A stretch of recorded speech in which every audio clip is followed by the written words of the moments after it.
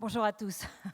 Merci d'être nombreux pour cette table ronde et ce rendez-vous annuel que j'ai le plaisir d'animer aujourd'hui et qui est évidemment autour d'un thème extrêmement brûlant dans l'actualité, la transition écologique, la transition numérique, comment concilier les deux, quelle est l'empreinte, la réelle empreinte carbone du numérique et est-ce que le numérique peut faire partie de la solution environnementale, des questions qui sont quotidiennes, qui sont traitées d'ailleurs à la fois par des experts mais aussi désormais par tous les citoyens et aujourd'hui avec plusieurs invités on va traiter cela et d'abord bien sûr c'est Stéphane Richard le PDG d'Orange qui va prendre la parole mais on va d'abord appeler le président du musée, Jérôme Bastianelli, qui va vous accueillir et nous présenter ce musée du Quai Branly.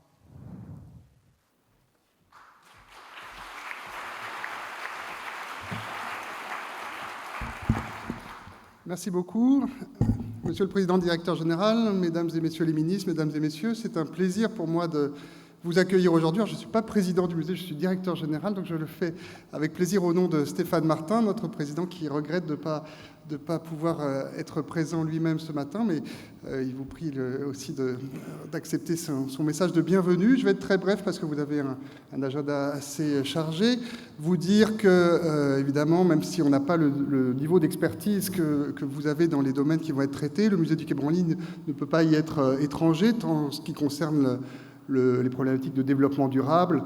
On considère que s'intéresser, faire de la recherche, conserver des œuvres des civilisations qui souvent sont soumises par leur fragilité plus que d'autres aux aléas du réchauffement climatique, c'est une manière de contribuer modestement aux réflexions contemporaines sur ces problématiques-là. Et puis du côté du développement numérique, évidemment, vous savez sûrement que les musées, et le Quai Branly en particulier, mais les musées en général, ont investi ce champ depuis longtemps, que ce soit dans des domaines de recherche. Tout particulièrement pour nous, c'est important parce que nous avons beaucoup d'œuvres qui sont des statues en 3 dimensions, comme toutes les statues. Et à l'intérieur de ces statues, souvent, il y a des bijoux, il y a des objets qu'on ne voit pas, et c'est seulement par le numérique, par la tomographie, qu'on arrive à savoir ce qu'elle représente vraiment. Et puis en termes de médiation, évidemment, le numérique, l'intérêt n'est pas à démontrer, que ce soit médiation in situ pour permettre à nos visiteurs de mieux connaître nos œuvres, ou médiation hors les murs, puisque le numérique nous permet aussi, et notamment dans certains pays d'Afrique, de faire des visites virtuelles pour certains étudiants, certaines écoles qui n'ont pas la possibilité de venir nous rendre visite. Voilà, je ne vais pas être beaucoup plus long, vous dire que c'est évidemment un plaisir d'avoir Orange dans nos murs. Quand vous quitterez ce musée, vous verrez dans l'espèce de grand cylindre qui est sur la plateforme dans le hall, vous verrez des cartons qui en fait contiennent nos instruments de musique qui sont en train d'être rénovés. Le silo instrument de musique lui-même est en train d'être rénové. C'est une réserve visible, mais c'est une réserve. Et cette rénovation, elle est en partie financée. Je voulais aussi profiter de cette occasion pour vous en remercier par la Fondation Orange au titre d'un mécénat. Donc voilà, soyez à nouveau remerciés pour ça. Et voilà, je vous souhaite juste la bienvenue. Et une fois de plus, on est très honorés d'accueillir que le président, directeur général d'Orange ait choisi le musée du Quai Branly pour ces débats. Voilà, je vous souhaite une matinée très fructueuse. À bientôt. Merci beaucoup. Merci de votre accueil. C'est donc une nouvelle édition du Digital Society Forum, après le numérique et emploi, numérique et démocratie, la santé à l'heure du numérique, numérique, inclusion ou exclusion. Le numérique et l'environnement, est-ce que c'est une menace ou une opportunité? Stéphane Richard, qu'est-ce que vous en pensez? Comment est-ce que vous posez cette question, vous? Tout d'abord, je voudrais souhaiter la bienvenue à tous les participants et participantes à cette réunion ce matin, tous les intervenants externes, surtout les experts responsables économiques qui sont avec nous ce matin pour évoquer ces sujets-là. Je voudrais dire à Jérôme qu'on adore ce lieu, effectivement, on y est très bien, et il représente aussi dans son concept, dans les collections qu'il présente, dans l'idée même qui a présidé à sa naissance, je crois, quelque chose de très important, très moderne aussi dans le monde d'aujourd'hui. Donc ça s'imposait en fait à nous. On a créé ce Digital Society Forum il y a 6 ans maintenant, en 2013, avec Christine Albanel, que je salue également, avec cette idée que la transition numérique dans laquelle nous sommes suscite beaucoup de questions, des questions sociétales en particulier, et que nous-mêmes étant un opérateur important et engagé dans ces sujets, on estimait utile et intéressant de susciter un cadre de discussion qu'on a fait de façon régulière sur quelques grands thèmes depuis maintenant 6 ans. Je veux vraiment préciser que c'est une démarche ouverte, c'est une démarche humble aussi, c'est-à-dire le propos n'est pas de passer des messages d'Orange. Orange est un acteur qui essaie de faire des choses, qui a, je pense, beaucoup de volonté, beaucoup d'engagement, mais il n'a pas les réponses à tout. Et il est aussi ici ce matin pour écouter, pour apprendre, pour confronter les expériences, pour mesurer les limites aussi de ce qu'on fait. Et je crois que c'est très important de le situer comme cela. Le choix du thème de ce matin est une évidence. Le monde est sans doute traversé aujourd'hui par 2 grands défis ou 2 grandes transitions, la transition numérique et la transition climatique. Le défi climatique s'impose, je dirais, chaque jour davantage à l'humanité, comme peut-être le plus grand défi de son histoire. Pas besoin ici de rappeler toutes les récentes publications des Nations Unies, des groupes d'experts sur le climat, qui montrent qu'on est quand même très très loin d'avoir collectivement saisi la mesure de ce qui nous attend. Il y a beaucoup évidemment d'inquiétudes qui est liée à tout ça. Cette question lancinante, est-ce que nous arriverons tous sur cette planète, tous les pays, tous les agents économiques, tous les citoyens, à bien faire ce qu'il faut pour maîtriser ce qui est en train d'arriver et éviter les conséquences catastrophiques. Donc c'est une évidence, pour moi c'était une évidence qu'on s'empare de ce sujet au Digital Society Forum et qu'on échange là-dessus. Bien entendu, Orange a aussi décidé de le prendre à bras-le-corps, de s'investir beaucoup dans ces questions-là. Dans quelques jours, j'aurai le privilège d'exposer un peu la vision du groupe à 2025 et chacun pourra voir que cette question du défi climatique va être tout à fait centrale pour nous. Voilà, je ne serai pas plus long. Merci encore une fois à toutes et à tous d'être avec nous ce matin. Je crois que c'est un sujet particulièrement passionnant qui est vraiment au cœur de l'actualité. Les questions, Ruth, vous les avez bien posées ou bien dessinées. Est-ce qu'on est un problème? Est-ce qu'on a une solution? Sans doute un peu des deux. J'ai tendance à penser qu'on peut être plus une solution qu'un problème, mais il faut aussi évidemment se regarder et voir ce que nous pouvons faire. C'est de tout cela qu'on va parler ce matin. Merci beaucoup Stéphane Richard, on se retrouve dans un instant, mais je voudrais appeler d'abord Hervé Le Trott à nous rejoindre, qui va s'installer au pupitre et donc je vais interroger à distance. Merci beaucoup, donc vous êtes climatologue, membre de l'Académie des sciences et membre du GIEC, donc une référence effectivement pour avec nous camper le décor et nous donner peut-être un peu d'abord l'état des lieux avant de s'interroger. Est-ce qu'il faut être aujourd'hui aussi pessimiste que les derniers rapports? Je pense que oui, malheureusement. En fait, on est face à une situation qui est pour moi une situation un peu de rupture par rapport à un certain nombre d'engagements qu'on avait qu'on voulait tenir. J'étais un peu surpris par la manière dont le rapport du GIEC sur les 1,5 degrés a été reçu très largement, parce que ce qu'on nous propose, c'est des scénarios pour essayer d'atteindre l'équilibre carbone en 2050. 2050, c'est dans 30 ans. L'équilibre carbone, ça dépend un petit peu des puits de carbone qu'on est capable de créer. Pour le moment, on n'en crée pas beaucoup. Ça veut dire donc pratiquement plus de combustibles fossiles d'ici 30 ans, à l'échelle mondiale, puisque ces gaz se mélangent et qu'on est sensible à des gaz qui sont répartis à l'échelle mondiale. C'est quand même un enjeu exceptionnel. Essayer d'imaginer une civilisation où on n'a plus ni le pétrole, ni le charbon, ni le gaz naturel, qui sont aujourd'hui 80% de notre énergie. Donc, face à une situation comme celle-ci, je trouve qu'il y a quelquefois même une certaine désinvolture dans la manière dont on prend l'importance du problème. Et il y a une conséquence qui va s'imposer à nous, c'est que les températures vont continuer à croître pendant un certain temps, donc il est absolument impératif de les freiner. Enfin, je pense que c'est quelque chose dont on ne peut pas... il n'y a aucun moyen d'échapper, de refuser ce défi-là. Mais il y a aussi un autre défi qui monte, c'est le fait de la protection de nos territoires, chacun chez nous. Je pense qu'on va être confronté à des situations, on a déjà vu des exemples cette année, qui vont croître. Et je crois qu'il y a un phénomène qu'on cite peu souvent, mais qui me paraît très important dans les années qui vont venir, ça va être la pression sociale. Alors moi, je travaille dans un laboratoire, on est déjà confronté à ça, c'est-à-dire qu'on est supposé être donc je dirige un institut qui était assez large, on a eu des débats, des assemblées. Pour être exemplaire, ça veut dire quoi? Les gens qui prennent l'avion pour aller à un congrès, est-ce que c'est bien?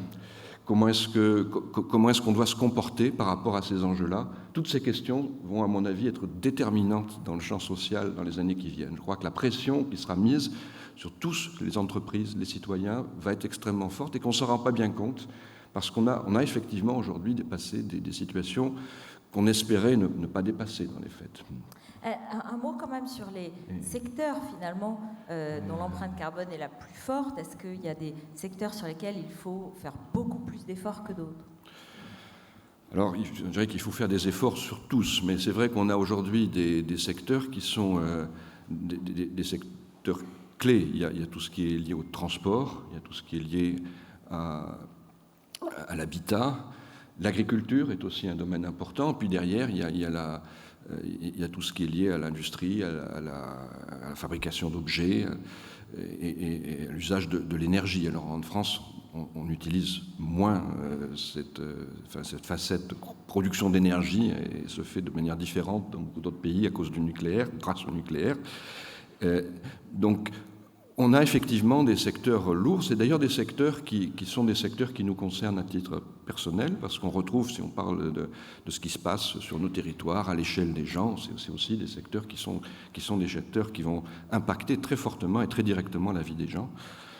Alors, par rapport à ça, le numérique, les chiffres que j'ai vus, c'est 3%. Donc je crois que ces 3%-là, il faut les regarder dans un contexte qui est celui justement d'une solution possible. Je crois que la particularité du numérique, c'est qu'on veut opposer le côté de dépenses au côté de dépenses évitées sur d'autres secteurs, en particulier les transports en particulier. Moi, je pense que, encore une fois, dans les domaines professionnels que je connais, on a tous pris le numérique comme une opportunité et comme quelque chose qui pouvait être une solution. Je crois que par rapport à ce que j'ai dit tout à l'heure comme pression sociale, c'est important que ce soit quelque chose, une démarche qui soit relativement exemplaire, parce qu'il y a effectivement un numérique qui est extraordinairement utile aujourd'hui. Et puis un numérique un petit peu différent. Enfin, on voit qu'il y a quand même des excès, des usages de cet outil merveilleux qui ne sont pas toujours peut-être à la hauteur de ce que ça représente en termes de problèmes pour nos sociétés. Donc je crois qu'il y a certainement là aussi, un petit peu comme chez nous dans nos laboratoires, une exemplarité à trouver par rapport à l'usage du numérique. Mais je pense que ceci étant dit, c'est une solution inévitable par rapport au déplacement. Bon, ce sera un des enjeux de ce débat dans quelques instants, mais avant de vous laisser, comment s'y retrouver dans la floraison de rapports, dans la floraison de cris d'alarme, d'alertes de toutes sortes? Est-ce qu'il faut les prendre au premier degré, au sens littéral, ou est-ce qu'il faut se méfier? Est-ce qu'on peut dire qu'il y a aussi des fake news dans ce domaine-là? Comment est-ce qu'on fait la sélection? Alors, c'est un problème très difficile. Je n'ai pas toujours la solution. Je suis enseignant, je vois ça même avec les étudiants. Ils ont du mal à se situer par rapport à toutes ces nouvelles. Il y a, à mon avis, des points positifs qu'on peut souligner. Je trouve que la qualité de ce qui se dit aujourd'hui dans les grands médias, dans les journaux, est très supérieure à ce qu'elle était il y a une vingtaine d'années. Donc il y a eu un progrès de ce point de vue-là qui est très grand. Il y a, par contre, effectivement, tout le domaine des réseaux sociaux, qui sont des domaines qui véhiculent encore des choses très, très contrastées. Il y a de tout. Il y a des domaines d'expression très riches, et puis à côté de ça, des nouvelles fausses qui circulent depuis 10 ans, 20 ans, qui continuent là, sur le Groenland vert. Il y a des choses qui sont traînées dans ces réseaux sociaux depuis très longtemps. Je pense que ce qui est important, c'est probablement d'essayer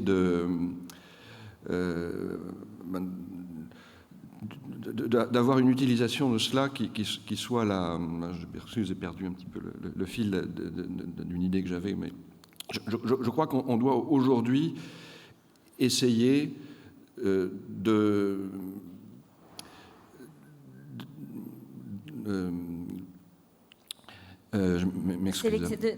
Comment sélectionner? Sur quels critères? Est-ce qu'il nous faut une forme de label scientifique pour chaque rapport et pour chaque réflexion quand même? Parce que même nous, journalistes, mais tous les citoyens sont aujourd'hui au premier plan confrontés à, encore une fois, une floraison d'informations émanant de toutes sortes de sources. Oui, je suis parfaitement d'accord. Ce que je voulais dire, c'est qu'il y en a besoin de contextualiser les choses. Ce qui est le plus difficile aujourd'hui pour les gens, c'est d'être en situation de placer les connaissances qui leur viennent de droite, de gauche, dans un contexte qui soit un contexte utile. Alors je crois que moi j'ai travaillé beaucoup, par exemple en région Aquitaine, pour voir un petit peu comment on pouvait aider les collectivités locales à prendre des décisions.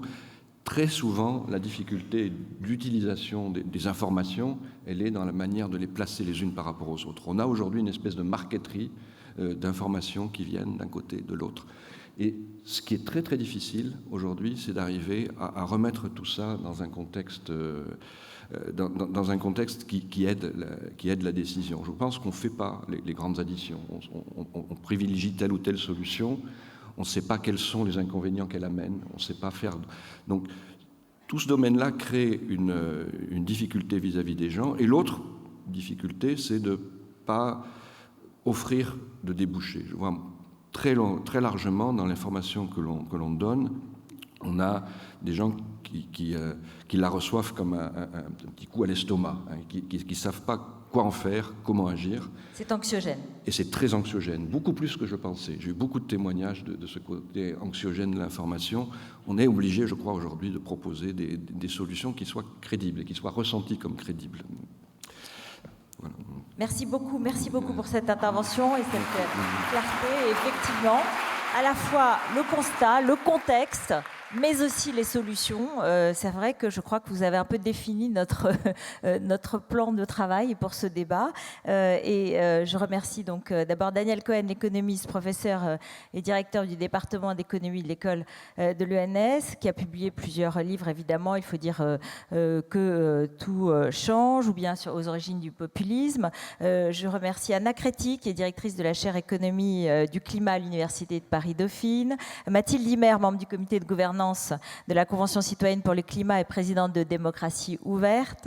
Luis Neves, vous êtes PDG du GESI, le Global Enabling Sustainability Initiative. Donc vous êtes un des spécialistes finalement, un des chefs de file dans cette organisation mondialement reconnue sur la durabilité des technologies de l'information et de la communication. Donc ce rapport entre environnement et numérique. Et Laetitia Vasseur, déléguée générale de l'ONG HOP, halte à l'obsolescence programmée. Enfin, Carlo Puracenta, vous êtes PDG de Microsoft France. Merci beaucoup d'être avec nous, évidemment. Et Stéphane Richard qui nous accompagne. Et moi, je voudrais d'abord qu'on revienne sur ce qu'a dit Hervé Le Treut, c'est-à-dire contextualiser.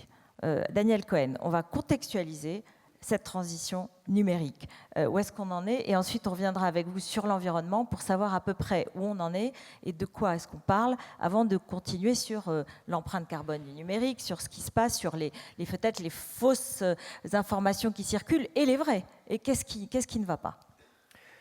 Bien, merci. Merci de votre invitation. Oui, Stéphane Richard parlait d'une double transition. Je crois que c'est vraiment le terme. On aurait envie de dire c'est une double disruption. En réalité, C'est presque un conflit d'imaginaire, parce que la transition numérique, c'est l'appel à une croissance illimitée. Au fond, c'est mettre fin aux obstacles qui peuvent encore exister à la croissance économique. Et de l'autre côté, la transition écologique sollicite un tout autre imaginaire, plutôt celui de la sobriété. Dans certains cas, on parle même de décroissance. Donc, toute la question, c'est de savoir est-ce qu'on peut les associer sans risque, au fond, de parler de choses profondément contradictoires.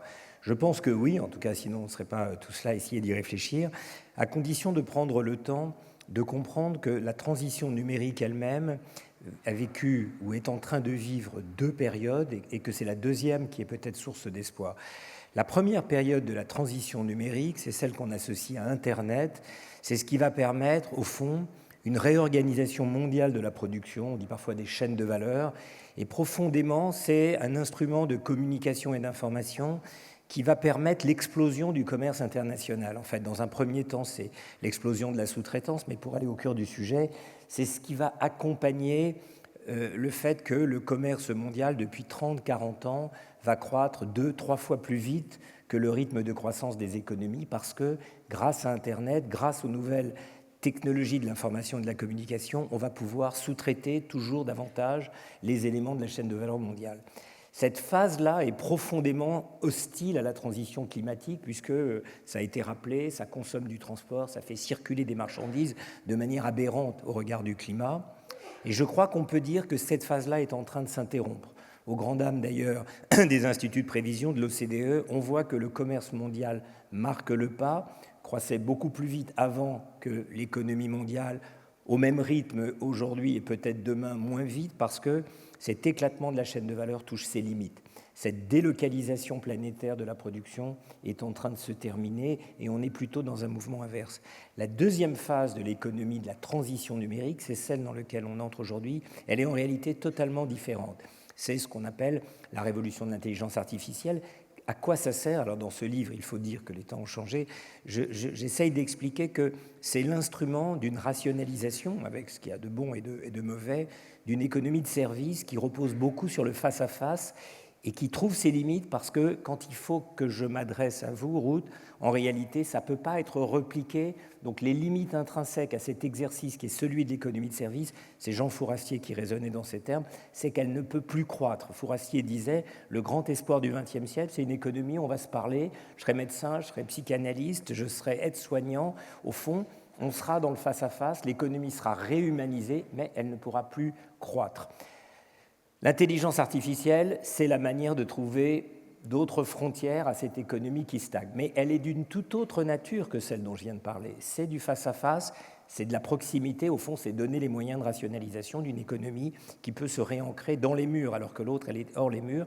C'est ça qui me paraît être la promesse d'un changement de paradigme où peut-être la croissance de cette économie de services, de ces biens à la personne, ne sera pas contradictoire, peut-être même accompagnera le réchauffement, la transition climatique, comme vous le disiez tout à l'heure, en réduisant le transport, au fond en étant profondément une économie dématérialisée où l'industrie ne jouera plus le même rôle. Voilà la façon de réconcilier ce qui autrement pourrait apparaître comme un oxymore. Une humanisation finalement de cette révolution numérique, ça peut être l'enjeu. Anna Créti, la transition environnementale, elle avance aussi et on le voit, elle rentre, elle devient un des facteurs dans la finance, dans l'entreprise, elle devient un des facteurs de décision. Oui, merci effectivement de demander mon avis sur ça. Alors moi, j'ai suivi la transition énergétique et écologique depuis quelques années et aujourd'hui, quelque chose qui émerge très fortement, soit au niveau de demande sociale, soit au niveau des demandes des experts, soit au niveau de l'industrie, c'est qu'est-ce qu'on peut faire? Est-ce qu'il y a une équation qui conjugue finance et climat? Et donc, on se pose la question d'abord, quels sont les instruments qui peuvent... alors là, il ne s'agit pas d'humaniser, mais qui peuvent rendre en fait des investissements soutenables. Les cas des infrastructures est exemplaire pour moi. Les infrastructures, tout confondu, donc l'usage des transports, de l'eau, de l'énergie, globalement représente les 2/3 des émissions de gaz à effet de serre. Et tout l'enjeu, c'est... Donc on n'a pas, de fait, si on regarde à niveau mondial, le cœur de cet investissement n'a pas été fait aujourd'hui.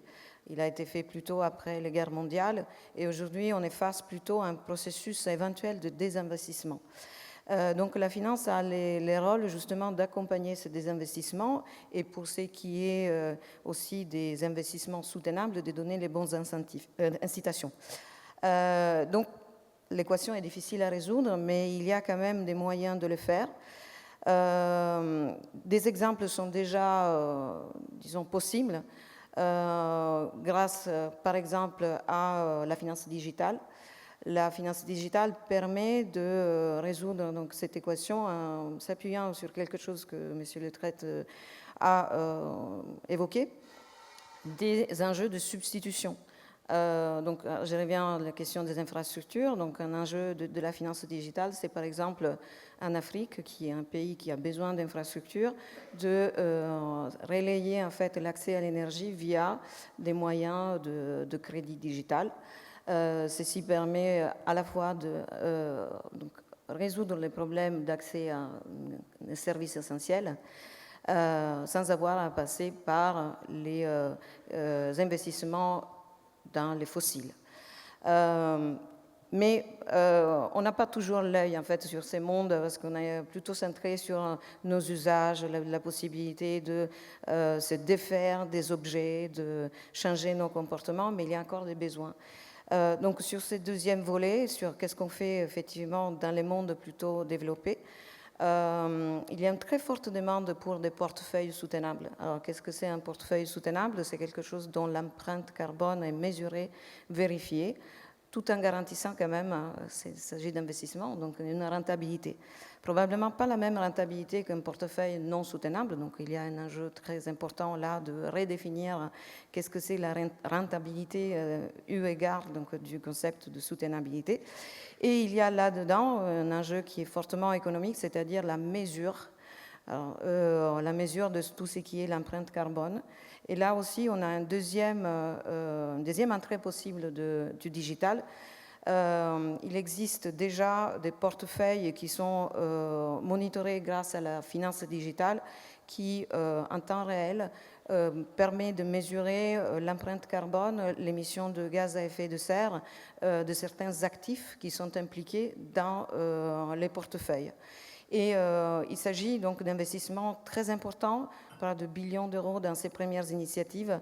Et les institutions financières, donc en France, moi j'ai fait partie justement d'une commission finance-climat qui vient d'être créée par la Banque de France et l'autorité des marchés financiers, qui va introduire une réglementation pour pouvoir justement cadrer. C'est une forme de contextualisation très importante et réguler l'apport de la finance digitale aussi, dans l'investissement soutenable. Voilà une réponse peut-être à l'actualité avec ce rapport Oxfam qui met en question les banques françaises et leurs investissements dans les énergies fossiles. Ce sera une des réponses. Luis Neves, vous êtes dans ce think tank de télécom et de développement et c'est votre dimension aussi internationale qui nous intéresse aujourd'hui puisque vous avez fait aussi un rapport le 12 novembre dernier sur le poids précis du numérique sur l'environnement. Parce qu'il y a beaucoup d'informations qui circulent là-dessus. Comment est-ce que vous pouvez nous donner, je dirais, un point d'étape important et précis? Oui, tout d'abord, merci. Je m'excuse de mon français, parce qu'il fait longtemps. Il m'a l'air formidable, vous inquiétez pas. Je ne l'utilise pas. Alors, nous sommes tous des citoyens du monde. Oui. Alors, merci pour l'invitation.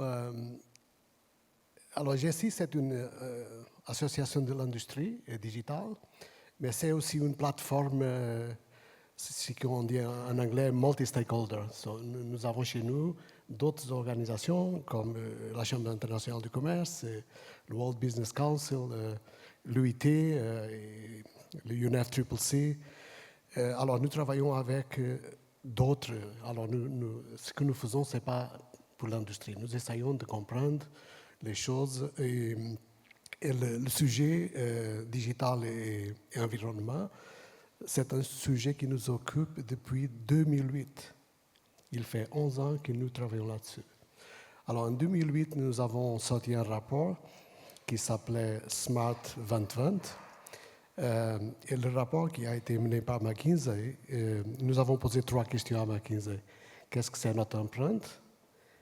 Qu'est-ce que nous avons comme enabling, so effet positif dans d'autres secteurs, et puis quelle est la valeur pour les entreprises. Alors combien... Et puis ce rapport en 2008 qui a été mené par McKinsey avec une organisation qui s'appelle toujours The Climate Group, qui a été l'organisation externe que nous avons engagée pour valider le rapport. Le résultat, c'était que l'empreinte du secteur, c'était plus ou moins 2% des émissions globales, mais les impacts positifs du secteur, c'était 5 fois de plus sur les autres secteurs de l'industrie. Ça c'était bien, c'était des bonnes nouvelles pour le secteur. Ce que nous avons fait ce rapport, nous faisons ce rapport tous les 3-4 ans. Alors nous avons fait un Smarter 2020 en 2012 avec Boston Consulting, avec les mêmes questions. En 2015, nous avons fait Smarter 2030 parce que le temps il a changé de 20 à 2030. Et nous venons de sortir un rapport qui s'appelle Digital with Purpose, Delivering the Smarter 2030, que nous avons fait avec Deloitte.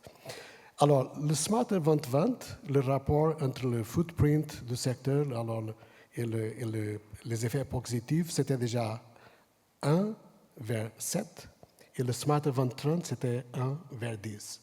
Alors, le Smarter 2030 nous a amené un résultat incroyable. Alors, il a montré que l'empreinte du secteur, elle ne montait pas, elle était plus ou moins stable, autant que les effets positifs sur l'économie, c'était 20% des émissions globales. Et sur les secteurs comme logistique, énergie, transport, manufacturing. Et la valeur, c'était 11 000 milliards, 11 trillions de dollars. C'était un chiffre incroyable. C'était le produit brut de Chine. Alors, cette année, nous venons de sortir notre rapport, Digital with Purpose, parce que nous essayons de comprendre qu'est-ce qui se passe. Alors, le Digital with Purpose nous amène les mêmes résultats, encore plus fortes, dans le sens que l'empreinte du secteur, elle ne monte pas, elle descend un petit peu, et les effets positifs sur l'économie globale, ils sont incroyables. Sur le Digital with Purpose, nous l'avons fait nous avons utilisé 2000 sources d'informations. Nous avons eu 150 personnes qui ont travaillé avec nous. Nous avons analysé plus de 500 cas d'études. Alors, ça dit, ce que nous voulons, c'est d'amener une information le plus réelle possible chez les citoyens. Parce qu'il y a beaucoup de conversations, il y a des gens qui disent n'importe quoi. Alors, il faut mettre les choses sur sa place. Et alors, nous respectons des autres études, comme l'étude de Shift, qui d'ailleurs nous avons analysé aussi. Alors, Shift vient avec un chiffre de 5% par an de croissance à partir de 2015. Bon, nous avons un chiffre de 5% de croissance d'énergie 2015-2020, pas 5% par an. C'est une chose tout à fait différente. Bien sûr, évidemment. On va y revenir évidemment avec les chefs d'entreprise, avec les enjeux très concrètement dans le numérique. Mais Mathilde Dimer, peut-être vous pouvez réagir sur ce que vient de dire Luis Neves et puis aussi nous dire si vous qui êtes maintenant complètement impliqué dans la Convention citoyenne et qui se réunit tous les week-ends à Paris et qui réfléchit sur cette transition écologique, si ça va assez vite et si justement il y a une prise de conscience, par exemple, des enjeux de l'empreinte carbone du numérique, de comment est-ce qu'on peut avancer là-dessus. Bonjour à tous. Oui, peut-être pour expliquer ce qu'est la Convention citoyenne pour le climat en quelques mots, parce que je ne suis pas sûre que tout le monde connaisse. L'idée, c'est quoi? C'est de dire que les enjeux auxquels on fait face, comme l'a rappelé Hervé Le Treut, sont tellement énormes qu'en termes de politique publique, si on devait être sérieux face au changement climatique, il y en a un certain nombre qui pourraient apparaître comme liberticides. Si on dit aux gens demain, faut arrêter de consommer de la viande, il faut utiliser 2 fois moins la voiture, il ne faut plus prendre l'avion, tous ces éléments-là que les scientifiques et un certain nombre d'acteurs commencent à dire, je ne suis pas sûre qu'on soit tous ravis de vivre dans ce monde demain et qu'on ne soit pas tous dans la rue. Et donc l'idée, c'est de se dire, finalement, est-ce que ce n'est pas aux citoyens de mettre le curseur vers quel monde on veut et quelle vision du monde aussi on partage, la question des imaginaires. Et donc, cette convention, c'est quoi? C'est 150 citoyens tirés au sort, avec des critères qui permettent d'avoir autant de jeunes que dans la société française dans la réalité, autant de vieux que dans la société française dans la réalité, autant de femmes que dans la société française, autant de personnes non diplômées, autant de personnes très diplômées, etc. etc. Donc d'avoir une représentation, c'est une sorte de mini-France qui se réunit pendant 6 week-ends, et qui, pendant 6 week-ends, avec des experts qui viennent présenter à la fois le rapport du GIEC, mais aussi des personnes qui viennent présenter les obstacles que les industriels peuvent avoir dans la transition écologique, mais aussi des ONG. Donc un grand nombre d'acteurs qui leur permettent de se forger un avis avec des expertises contradictoires pour arriver à délibérer et produire des politiques publiques en faveur d'une transition climatique forte dans un esprit de justice sociale. Aujourd'hui, on en est au 3e week-end. Le premier week-end, c'était celui du diagnostic, où, pour rebondir sur les intervenants précédents, c'est le moment où ils se sont pris la claque. Ils nous l'ont dit, en fait. La question du changement climatique, aujourd'hui, tout le monde sait qu'il y a un problème en France sur cette question-là. Par contre... Dans le monde? Dans le monde, je ne suis pas sûre. On a quand même encore des climato-sceptiques dans certains pays qui sont très forts. En France, le climato-scepticisme est quand même beaucoup plus bas qu'aux États-Unis, par exemple. En France, il y a très peu de climato-sceptiques. Néanmoins, on a tous une part de déni en nous, dans le sens où l'ampleur de ce qu'est le changement climatique, l'urgence dans laquelle on est, on n'est pas forcément conscient de ça. Donc beaucoup sont sortis du premier week-end en disant « mais moi je savais qu'il y avait un problème, mais là je trouve ça carrément effrayant ». Donc exactement la réaction que décrivait Hervé Le Trou tout à l'heure. Qu'est-ce qu'on peut faire, nous, citoyens, pour lutter contre ça? Et donc l'idée de cette convention, c'est justement d'apporter des solutions, de transformer cette énergie de peur qui est normale en une énergie créatrice de solutions. Le deuxième week-end était sur les blocages, où là on a eu un certain nombre d'acteurs qui sont venus présenter leur blocage, que ce soit des acteurs ONG ou que ce soit des acteurs industriels. Et le troisième week-end, c'était sur les solutions.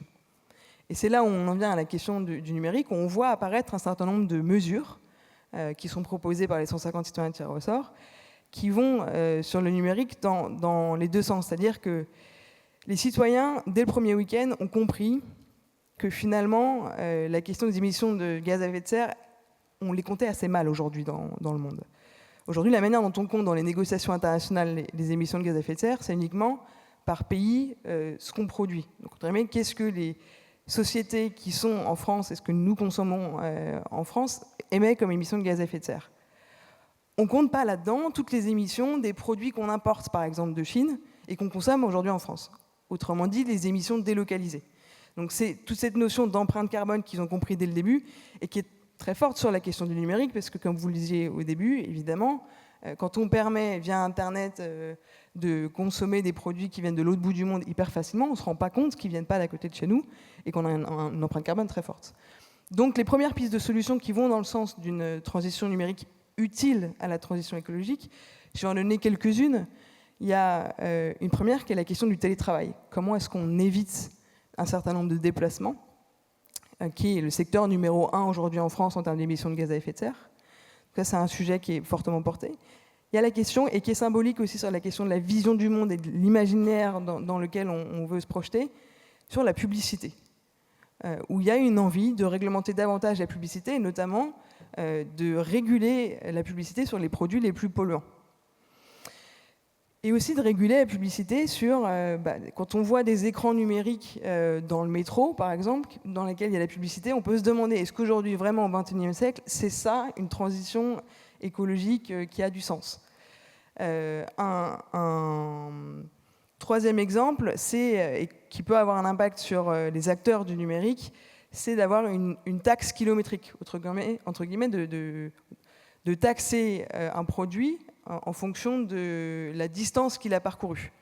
Donc ça, typiquement, des acteurs comme Amazon seraient impactés fortement si ce type de mesures était prise. Donc il y a pas mal de mesures qui sont élaborées aujourd'hui par les citoyens. À quoi ça sert et quels seront finalement le débouché de ces propositions? Il y a un engagement qui a été pris par le président de la République en amont du processus, qui est de passer l'ensemble des mesures des 150 citoyens tirés au sort, sans filtre, soit à référendum, soit au Parlement, soit au règlement. Autrement dit, à la fin du processus, au 6e week-end, fin janvier, Les citoyens vont prendre chacune des mesures et dire celle-là, elle nous semble relever d'un référendum parce qu'il faut que l'ensemble des Français se prononcent. Celle-là, elle nous semble relever du Parlement, celle-là du règlement. Et à la fin, Emmanuel Macron suivra ses engagements en répondant point par point quelle suite il donne à cela. Et il interviendra, il a été demandé par les 150 citoyens tirés au sort et il a accepté l'invitation, donc il sera là en janvier pour être auditionné par les 150 citoyens tirés au sort. Peut-être un dernier mot pour dire que c'est extrêmement important que ce débat entre les 150 citoyens tirés au sort ne reste pas au sein des 150 et crée du débat au sein de la société. Et on a vu dans les processus qui ont marché, je donne un exemple très court, c'est en Irlande, où ce type de processus-là a permis de légaliser l'avortement, par exemple, avec un processus de libération sur 6 week-ends qui a débouché sur un référendum qui a permis d'avancer sur ce sujet-là dans un pays catholique qui était bloqué sur cette question de l'avortement.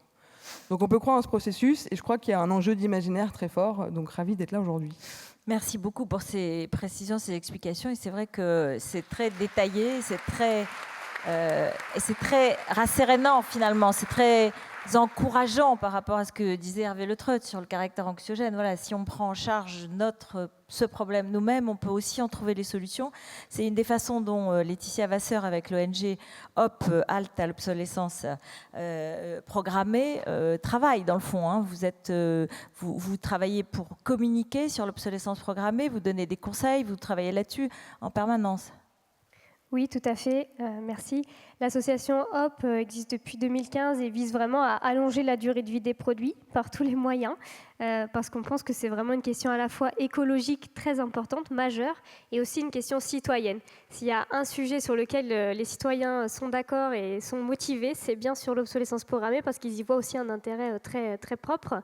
Et donc ça converge au niveau des intérêts. Et donc c'est une question puissante qu'on adresse à la fois par de la sensibilisation, de la fédération, mais aussi du plaidoyer auprès des acteurs publics. Et enfin, un travail avec les entreprises, parce qu'elles sont la clé de la solution. Et donc, oui, non, mais du coup, sur cet aspect numérique et environnemental, vous êtes au cœur un peu des deux enjeux.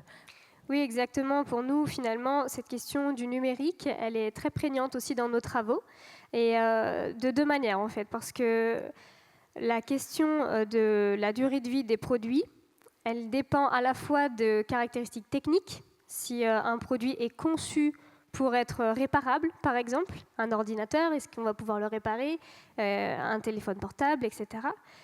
Et également sur le volet logiciel. Là, c'est très important sur le numérique. Est-ce qu'on va avoir des mises à jour qui vont nous permettre de faire durer un produit? Est-ce qu'on va pouvoir le réparer sans avoir de blocage logiciel? Et ça, c'est finalement une dimension extrêmement forte de l'obsolescence programmée ou accélérée des produits aujourd'hui. Et c'est vraiment très grave puisque, si on regarde bien, un produit numérique comme un téléphone, il y a 80% de son empreinte écologique qui se situe au moment de sa fabrication. Donc un produit qu'on va jeter ou ne plus utiliser très rapidement pour en racheter un autre, on va mobiliser une nouvelle fabrication neuve qui va avoir un impact extrêmement fort sur les ressources en eau, sur le CO2, sur tout l'impact écologique. Et ce qu'on observe aujourd'hui, c'est que les produits ne sont pas assez conçus pour durer, pour être réparés, avec des matériaux parfois trop fragiles. Et on a des cas d'obsolescence trop rapides au niveau technique, mais aussi au niveau logiciel. Des mises à jour qui nous sont imposées, où on ne sait pas si c'est pour la sécurité ou pour le confort. Ça mélange les deux. Et au final, ça devient trop lourd pour notre équipement. Notre équipement cesse de fonctionner correctement. Et du coup, concrètement, il peut fonctionner plus ou moins, mais il ne répond plus à nos besoins, donc on le laisse au placard et on va en racheter un autre. Et donc ça, c'est vraiment très grave. Et puis, on a aussi un autre problème sur le volet numérique. C'est aussi quand on veut reconditionner, réparer un appareil, et qu'aujourd'hui, on est confronté à des marques qui nous disent, des fabricants qui nous disent, vous ne pouvez pas finalement réparer ce produit parce que vous n'êtes pas passé par nos réseaux agréés. Donc on vous met erreur 53 ou d'autres messages. Vous ne pouvez plus rallumer votre terminal, alors que vous avez fait l'effort de le réparer ou de le reconditionner. Et là, on bloque, concrètement, on bloque l'économie circulaire. Donc on reste dans une économie linéaire qui produit énormément de déchets, énormément de CO2, et on n'a plus le temps en fait de s'arrêter à ce genre de problème. Alors évidemment, la parole est à Stéphane Richard et puis après à Carlo Porasanta, parce que d'abord, évidemment, c'est une forme d'adresse vers vous, industriels et entrepreneurs, parce que quelle est l'empreinte de votre secteur et comment, dans le fond, vous intégrez ce défi et vous y répondez? Je vais essayer de vous donner des éléments, des informations, des chiffres, beaucoup sur ce qu'on représente, ce qu'on fait, etc. Mais si vous me le permettez, je voulais très rapidement partager avec vous quelques réflexions, plus de citoyens que je me fais sur cette question, parce que, évidemment, comme tout le monde, elle m'interpelle très fortement. Moi, il me semble que ces questions, elles sont extraordinairement nouvelles et compliquées pour l'humanité, parce que c'est peut-être la première fois qu'on a un problème qui nécessite une réponse d'abord intergénérationnelle, transgénérationnelle. L'exemple que vous donniez sur le monde sans viande et sans avion est typique. On se dit, un dernier bon steak quand même, avant de ne plus pouvoir en manger. Avant de prendre l'avion. Ou un dernier voyage quelque part où on n'est pas allé. Bon, allez, c'est nous. Après, bon. Donc, cette question d'engager aujourd'hui des politiques qui vont forcément se traduire par des changements de vie, effectivement, des changements de comportement. Et c'est d'ailleurs ça qui est essentiellement anxiogène, à mon avis, plus que la fin du monde. Parce que la fin du monde, on se dit toujours qu'on arrivera peut-être à l'éviter. Tandis que changer là, la semaine prochaine, le mois prochain, l'année prochaine, ses plans de vacances, ses habitudes alimentaires, etc., c'est quand même quelque chose qui est plus dur. Et c'est transgénérationnel. Ça, je crois que c'est très important. Deuxièmement, c'est transfrontière, parce que l'émission des gaz, évidemment, à effet de serre, ils ne connaissent pas les frontières. Et vous avez toujours ce problème qui est que quand vous êtes une entreprise, vous essayez d'être vertueux, ou un pays, vous essayez d'être vertueux. Quand vous voyez Donald Trump d'un côté et les Chinois qui recommencent à faire de l'électricité avec du charbon de l'autre, vous vous dites, mais pauvre de moi, à quoi ça sert que je fasse tous ces efforts, alors qu'en fait, ces gens-là, qui représentent une quantité considérable du problème, ne font absolument rien. Donc ça, c'est terrible. Et puis la troisième chose, c'est que, à force d'accumuler les messages effrayants, je dirais, c'est même pas anxiogène, c'est effrayant. Typiquement le dernier rapport du GIEC, dont je conteste évidemment pas, pauvre de moi, la pertinence, mais on finit par basculer, et surtout nous d'ailleurs les hommes d'entreprise, on est dans la réalité, on finit par se basculer sur le plan B, parce qu'on se dit de toute façon, c'est foutu, on n'y arrivera pas, on n'y arrivera jamais. Quand on voit ce qu'il faudrait faire aujourd'hui pour arriver au fameux degré 5 de réchauffement, on se dit c'est hors de portée. Enfin, bon, voilà, on peut faire toutes les conférences qu'on veut, etc. On ne va pas y arriver. Donc, il faut déjà qu'on se prépare au plan B. Il faut déjà qu'on prépare l'humanité et le monde à vivre avec 1, 2, 3, 4 degrés de plus, peut-être. Alors, ça va avoir des conséquences et tout. Et ça, je pense que c'est dangereux aussi. Parce que du coup, ça va finalement répandre cette idée que, voilà, le changement climatique, on peut essayer de le limiter un peu, mais de toute façon, il va falloir vivre avec. Et donc, on va s'adapter. Voilà, c'est juste ça que je voulais vous dire. Maintenant, en ce qui concerne Orange et rapidement, bon, ça a été bien dit et je ne reviens pas là-dessus, on est une petite partie du problème et j'espère une grande partie de la solution. On en parle. Et pour la petite partie du problème, je vous donne quelques chiffres que je tire des études qui font à peu près autorité sur le sujet. Le numérique, le secteur numérique au total, donc est un petit émetteur, on a dit 3%, à peu près 3% des émissions de CO2. On a 12 fois moins d'impact au niveau mondial que l'industrie, 7 fois moins d'impact que les transports ou le bâtiment. Pour nous, il y a un grand sujet qui sont les réseaux et l'énergie qu'on consomme dans nos réseaux télécoms et réseaux de données, et notamment les data centers. Ça représente pour nous autour de 20% des émissions de CO2, les réseaux purs, les data centers environ 20% également. Orange a émis en 2018 1,4 million de tonnes de CO2, ce qui est 100 fois moins qu'un cimentier et 50 fois moins que les grands groupes de l'énergie. Voilà, ça c'est juste pour camper le décor. Et il y a eu un article récent dans le Figaro qui disait qu'on représentait, nous, Orange, 0,5% de la consommation d'énergie nationale, qui, pour la plus grande part, est décarbonée, ce dont je me réjouis personnellement. Je pense d'ailleurs que c'est aussi un autre sujet par rapport à tous ceux qui parlent du climat et au mouvement écologiste, de savoir qu'est-ce qu'on fait avec le nucléaire. Mais je dis ça comme ça en passant. Pas aujourd'hui. Pas aujourd'hui. Mais c'est des sujets aussi qui interpellent le citoyen, parce qu'on n'y comprend plus rien finalement dans tout ça. L'autre donnée du problème, c'est qu'on est dans un monde où les usages explosent. Et donc, il y a la photographie de ce qu'on fait aujourd'hui, réduction des émissions par usage, mais on est dans un contexte d'explosion des usages, et nous pensons que cette explosion des usages va continuer, bien évidemment. Donc il faut aussi qu'on anticipe cela. Depuis 10 ans, on a fait beaucoup de choses. On avait pris un engagement de réduire de 50% nos émissions de CO2 par usage client, l'usage augmente. Entre 2020 et 2006, on est à moins 56%, donc on est dans la plaque. J'aurais pu commencer par ça, on est globalement, on réduit nos émissions totales, malgré la croissance des usages. On est à l'ordre de 3% de baisse par an. Ça nous permet aussi d'éviter des dépenses, et ça c'est important. Hein. Il faut comprendre que pour les entreprises, la transition décarbonée, ce n'est pas qu'un effort ou des coûts, c'est aussi des économies et de l'efficacité dans ce qu'on fait. Parce que la consommation énergétique, elle pèse, quand on économise de l'énergie, évidemment, ce sont des dépenses évitées. Les technologies qu'on déploie sont positives. La fibre, que nous déployons beaucoup, que vous le savez, consomme en moyenne 3 fois moins d'énergie que le cuivre, que la DSL. Donc le progrès technique, le progrès technologique a aussi une vertu du point de vue du défi climatique. On fait du solaire en Afrique, on a 2800 sites solaires et on va avoir des ambitions beaucoup plus grandes encore dans les années qui viennent. En Jordanie, par exemple, on a les 3/4 de nos besoins énergétiques qui sont satisfaits par nos fermes solaires. Bon, il y a une politique bâtiment, on a la première flotte en autopartage en Europe avec 2540 véhicules chez Orange. Et on va avoir des objectifs de passer entièrement à l'hybride ou à l'électrique dans relativement peu de temps. Et puis pour ce qui concerne le recyclage, qui est évidemment aussi un sujet important, bon, d'abord on essaie maintenant de concevoir des produits, des équipements qui sont plus facilement recyclables. Hein. C'est notamment le cas des dernières box que nous avons mis sur le marché. Sans plastique. Sans plastique. 30% déjà, la fabrication de la box, c'est 30% de CO2 en moins par rapport à la génération précédente. La coque à 100% en plastique recyclé et recyclable. Il y a la question des terminaux mobiles, effectivement, qui est un grand sujet. Donc on essaie d'organiser et d'améliorer beaucoup l'économie circulaire sur les terminaux. On a, nous, collecté 13 millions de terminaux dans la dernière décennie.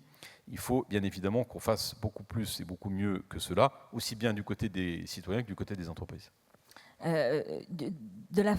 Du côté de Microsoft aussi, on réfléchit à limiter au maximum son empreinte carbone ?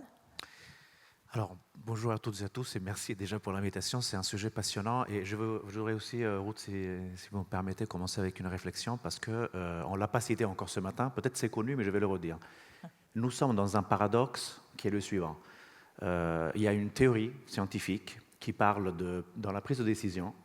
Il y a l'exemple des prisonniers qui ont commis un crime ou il y a d'autres exemples que je pourrais vous citer. En fait, quand il y a des acteurs multiples qui doivent prendre une décision, même s'il y a une décision qui est la bonne et qui serait la bonne pour tout le monde, le fait de prendre la décision sans savoir la décision des autres fait que la réalité, ça s'appelle la théorie des jeux, tout le monde va prendre la mauvaise décision. D'accord ? Donc les prisonniers, personne avoue parce que tout le monde a peur que l'autre avoue, mais pas toi, et donc tu vas en prison et l'autre pas. Bon, je ne rentre pas dans le détail, mais cette théorie est scientifique et ça marche. Et nous sommes exactement dans cette situation-là, je voudrais le rappeler. Parce qu'en fait, il y a 3 acteurs là-dedans. Il y a le gouvernement, il y a les consommateurs, et il y a les entreprises. Personne, aujourd'hui, et c'est la réalité, a un vrai avantage à prendre une décision si tu es tout seul à prendre la décision. Il faut le savoir, il faut le rappeler.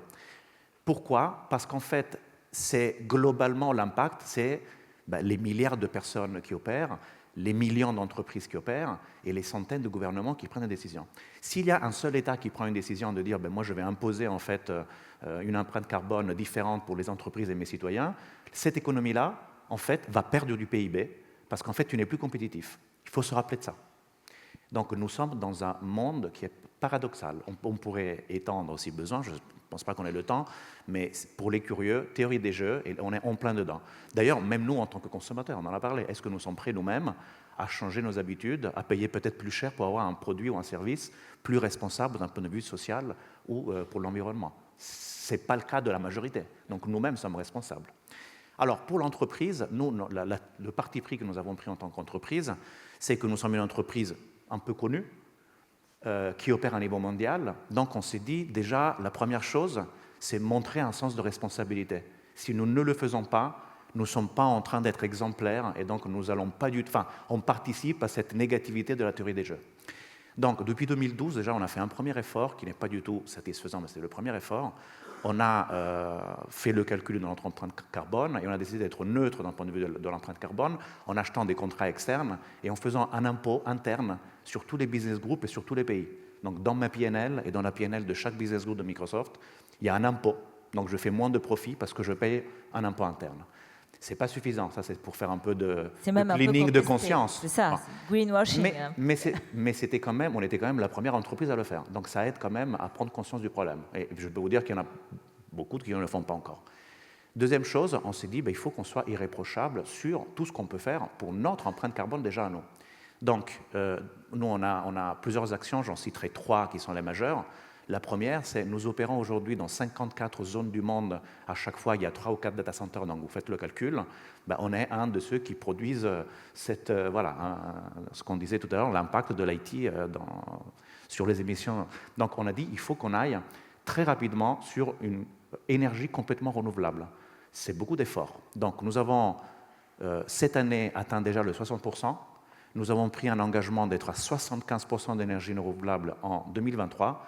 Et dans les années qui suivent, on n'a pas encore une année officielle, donc je ne peux pas l'annoncer, je l'ai en tête, mais je ne peux pas l'annoncer publiquement. Mais donc, peu après, on va être à 100% d'énergie renouvelable sur toutes nos opérations de data center. Après, je reviens parce que j'ai une satisfaction spécifique française sur ce sujet. Deuxième sujet, c'est les bureaux. On veut être aussi irréprochable dans notre façon de... Enfin, on a quand même 110 000 personnes dans le monde. Nous sommes en train de concevoir et de construire donc à Redmond, donc à Seattle, dans notre siège, un nouveau campus qui va héberger des dizaines de milliers de collaborateurs, donc c'est plusieurs immeubles, et ça va être un exemplaire parce que zéro carbone et zéro waste, zéro déchet, donc économie circulaire, et ça va être un campus gigantesque qui a des termes de fonctionnement qui sont très modernes. Mais ce n'est que le début, parce qu'après, ce qu'on va apprendre sur ce campus, il faut aussi qu'on l'opère dans tous les campus du monde, dans les 160 pays dans lesquels on opère. Et ce qu'on fait aussi, j'espère, ça va être aussi une façon de gérer les immeubles et le travail des collaborateurs et leurs déplacements, qui puisse être un exemple aussi de comment on peut aider nos clients à faire la même chose. Et la troisième chose, comme Stéphane le disait, c'est les produits qu'on fabrique. Donc pour l'instant, et nous n'en sommes pas encore satisfaits, mais nos produits Surface et Xbox, ils sont entre 95 et 99% de recyclables, mais en fait, il faut aller encore au-delà, et donc on continue à faire des efforts. Cette année, on a décidé aussi d'avoir une certification externe, donc ça s'appelle Science Based Target Initiative, c'est important aussi, parce que du coup, c'est quelqu'un qui vient de l'extérieur et qui dit est-ce que ton comportement et ton plan, que je viens de décrire, est-ce qu'il est cohérent avec les engagements de la COP21 de Paris ?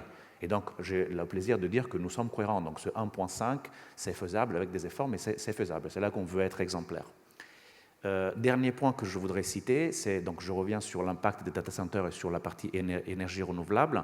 Ça demande des investissements. Donc, j'étais à Chicago, et j'avais le plaisir d'être à Chicago avec Isabelle Kocher, qui dirige Engie, pour annoncer un partenariat qu'on a fait avec eux double.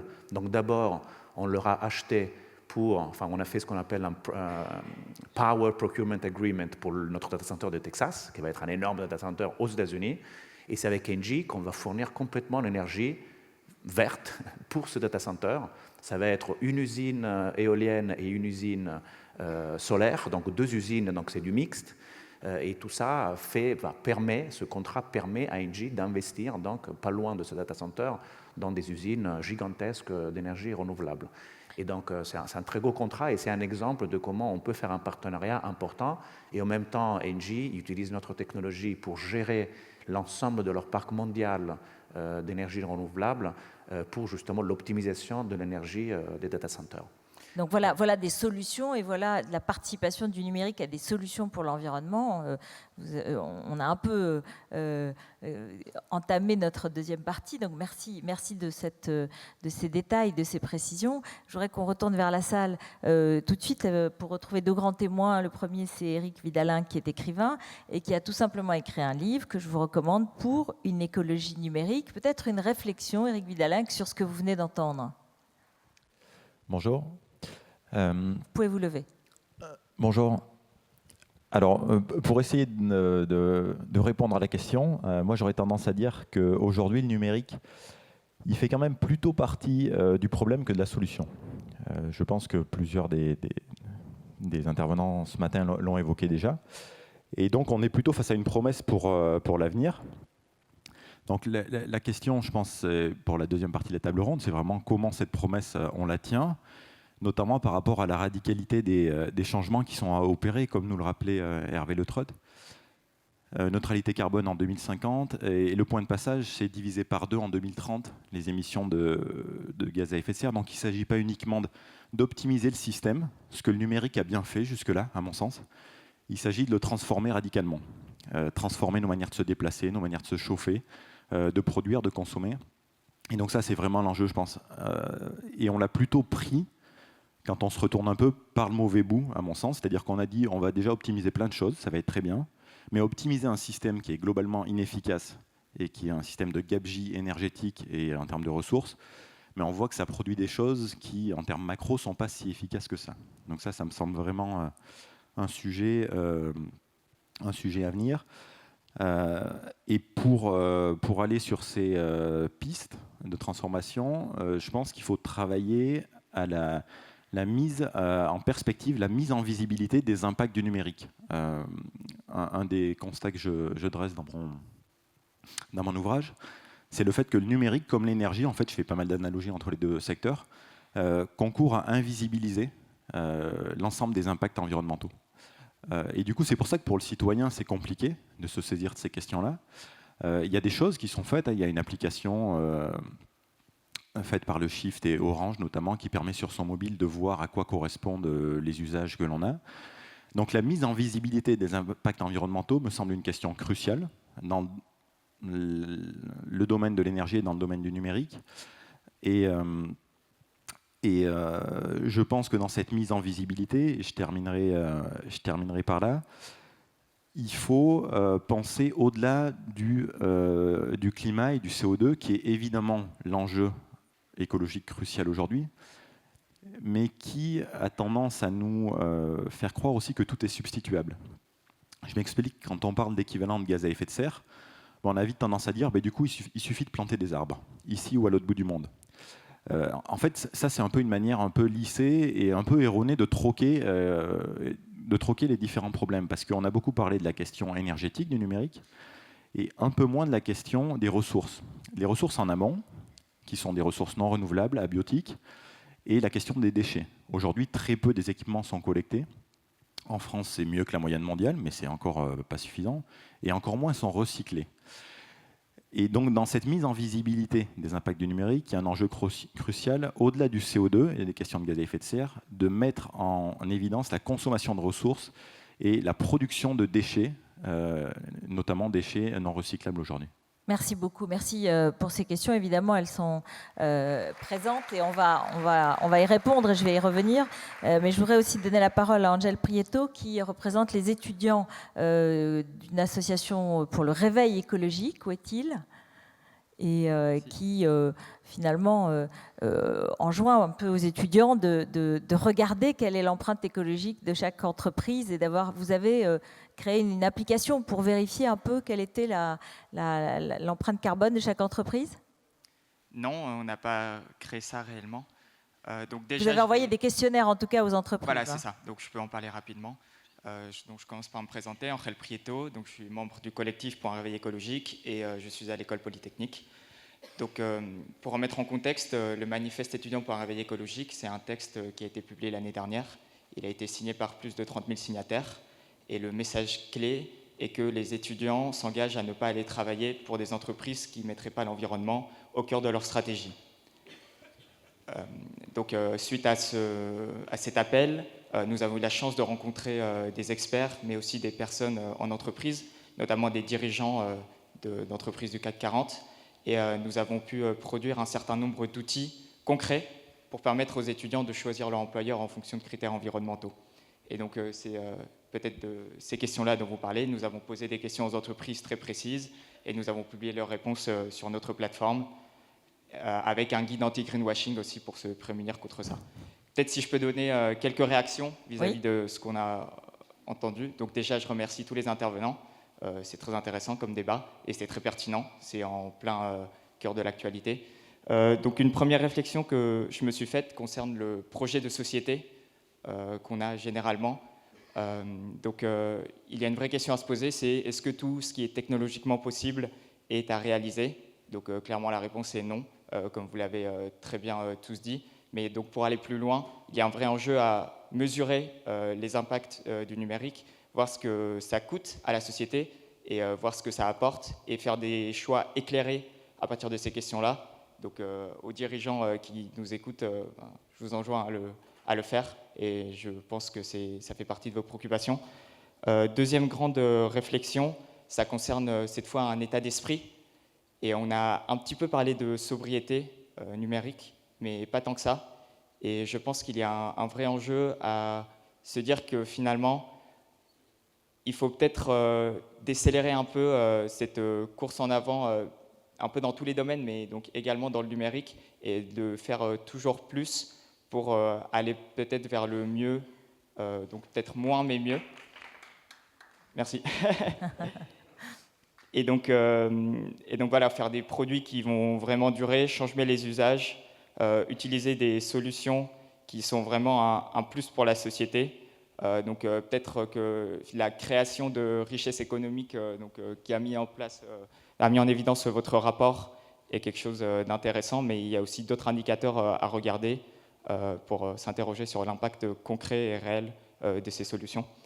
Et donc peut-être un appel rapide à toutes les personnes qui sont dans la salle, de se dire que peut-être face à cette démarche du aquabonisme que Monsieur Richard avait la crainte tout à l'heure en disant que si on voit que la Chine ou d'autres États ne s'engagent pas ou que d'autres entreprises ne bougent pas selon des logiques de dilemme du prisonnier comme donc Monsieur de Microsoft a dit, peut-être qu'à la fin, une manière de se sortir de ça, c'est de se dire qu'on a tous des responsabilités individuelles et collectives qui relèvent d'un ordre éthique ou moral pour s'engager vis-à-vis de ces questions-là. Parce que si tout le monde se regarde en disant « je ne bougerai pas tant que l'autre ne bouge pas », on ne va pas résoudre ce problème qui est l'enjeu majeur du siècle, et donc ne pas atteindre typiquement la neutralité carbone.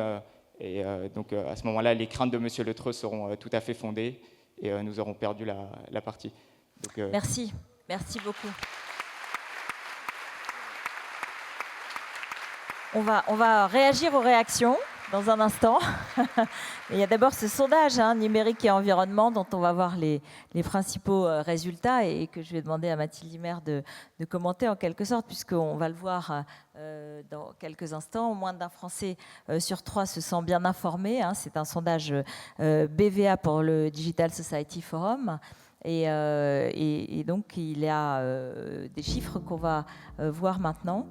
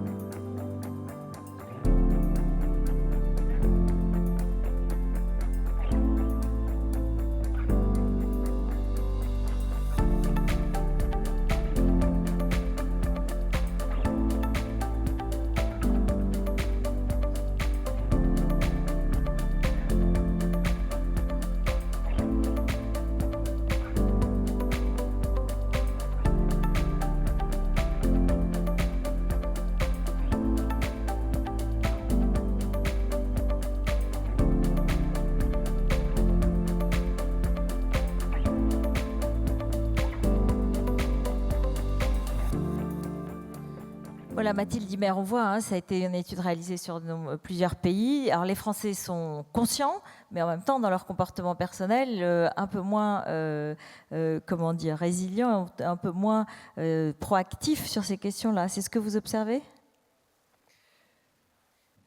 Je pense qu'on est tous pleins de paradoxes et que face à l'ampleur du défi, c'est difficile quand on regarde ce qu'il faut faire de dire, et je mets au défi quiconque, je suis parfait d'un point de vue climat, et encore plus si on parle d'effondrement de la biodiversité et la lutte contre le vivant. Donc je pense que c'est normal d'avoir ces incohérences. La question, c'est comment est-ce qu'on les règle.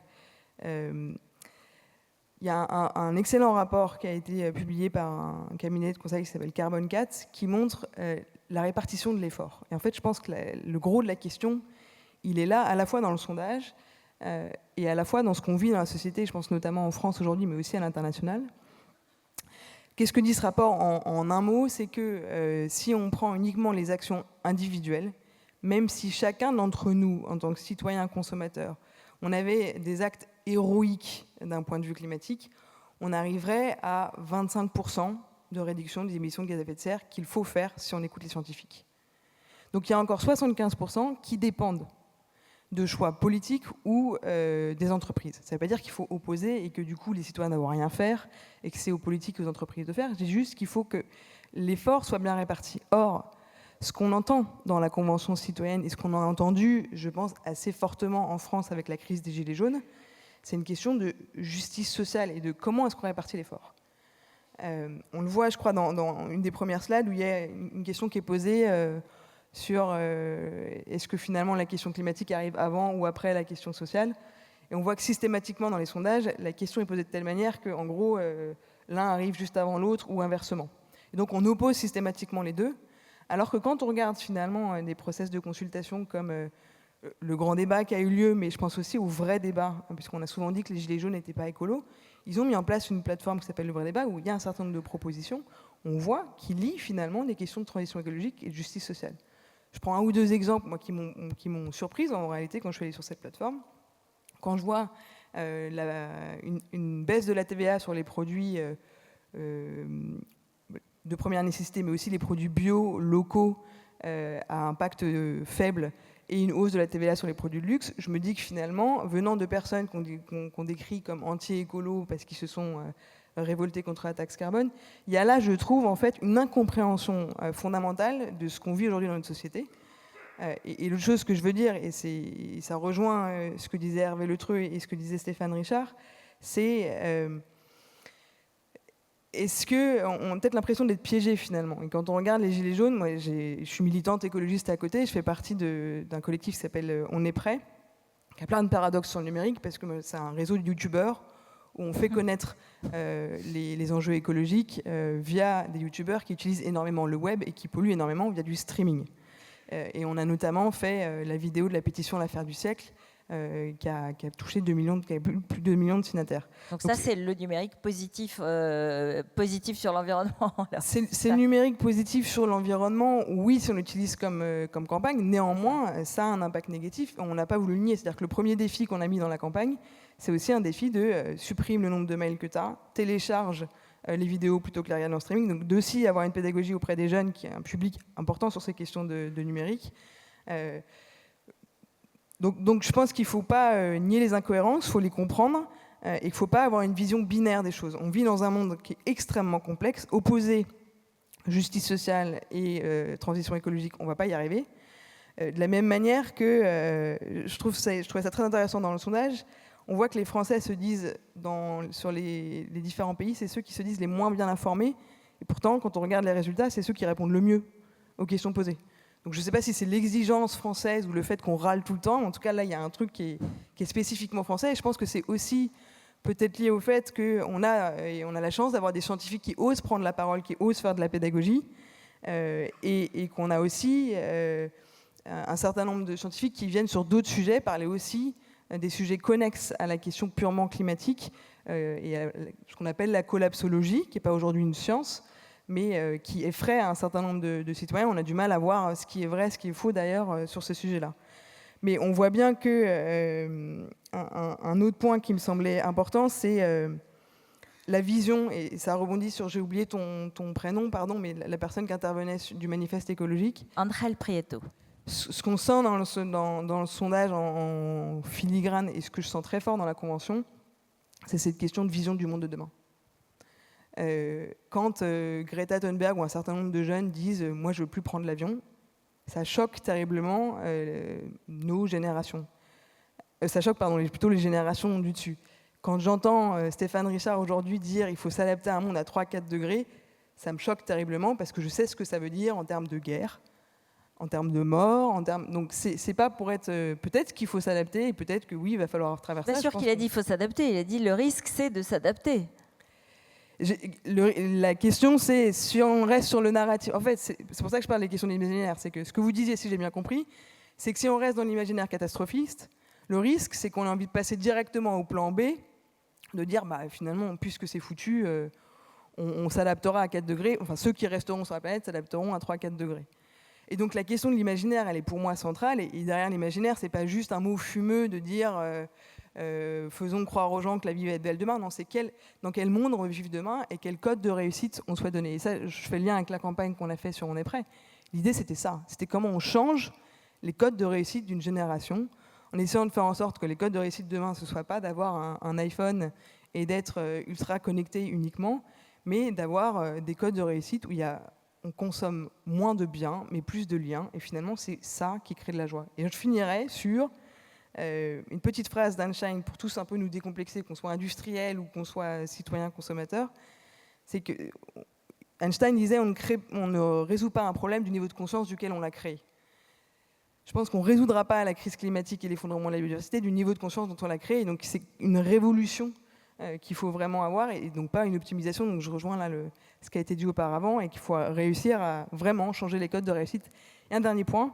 Ah, pas sûr. Okay. Louis Neves, moi je voudrais revenir vers vous parce que j'ai entendu ce que disait Éric Vidalin. C'est que, bon, finalement, d'accord, il y a des efforts, mais ça ne va pas assez loin. Ce n'est pas une remise en cause profonde.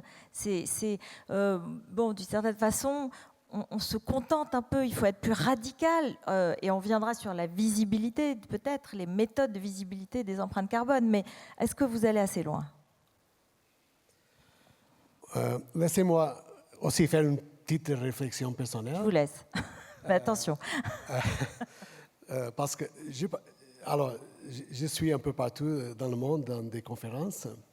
Mon premier constat, dans les présentations que j'ai vues, si les émissions de carbone qui ont été montrées sur les écrans seraient réalisées, nous serions dans une très, très bonne situation. Alors, ce que je veux dire, c'est que nous en parlons beaucoup, mais comme personne, nous ne faisons pas ce qu'en anglais on dit walk the talk. Ça, c'est un problème, parce que alors, la discussion sur le numérique et l'environnement, à mon avis, elle fait du sens, comme toutes les autres discussions, mais notre secteur, c'est peut-être le seul secteur d'activité dans le monde qui a un impact positif sur toutes les autres industries. Et ça, on peut donner 1 milliard d'exemples. Ça veut dire que le constat que nous avons un impact négatif sur la société, oui, on a un impact négatif, mais l'impact positif, c'est beaucoup plus grand que l'impact négatif. Donc, il faut parler d'une autre chose, c'est quoi le secteur numérique? Parce qu'en 2008, le secteur numérique, c'était plutôt l'infrastructure. Internet, ce que disait Daniel Cohen. Le réseau et 2-3 choses en plus. Mais aujourd'hui, le numérique, ce n'est pas tout. Alors, vous avez du numérique dans tous les secteurs d'activité. Alors, qu'est-ce qu'on met là-dessus quand on parle du numérique? Alors, il y a tout un changement de société qui est mené par le numérique. Et ça va continuer comme ça, on ne peut pas le changer, on ne va pas le changer. Alors il faut s'adapter. Et s'adapter, ça veut dire chacun d'avoir sa propre responsabilité. Et les entreprises, elles font beaucoup. Alors, on a déjà parlé ici, Science-Based Targets.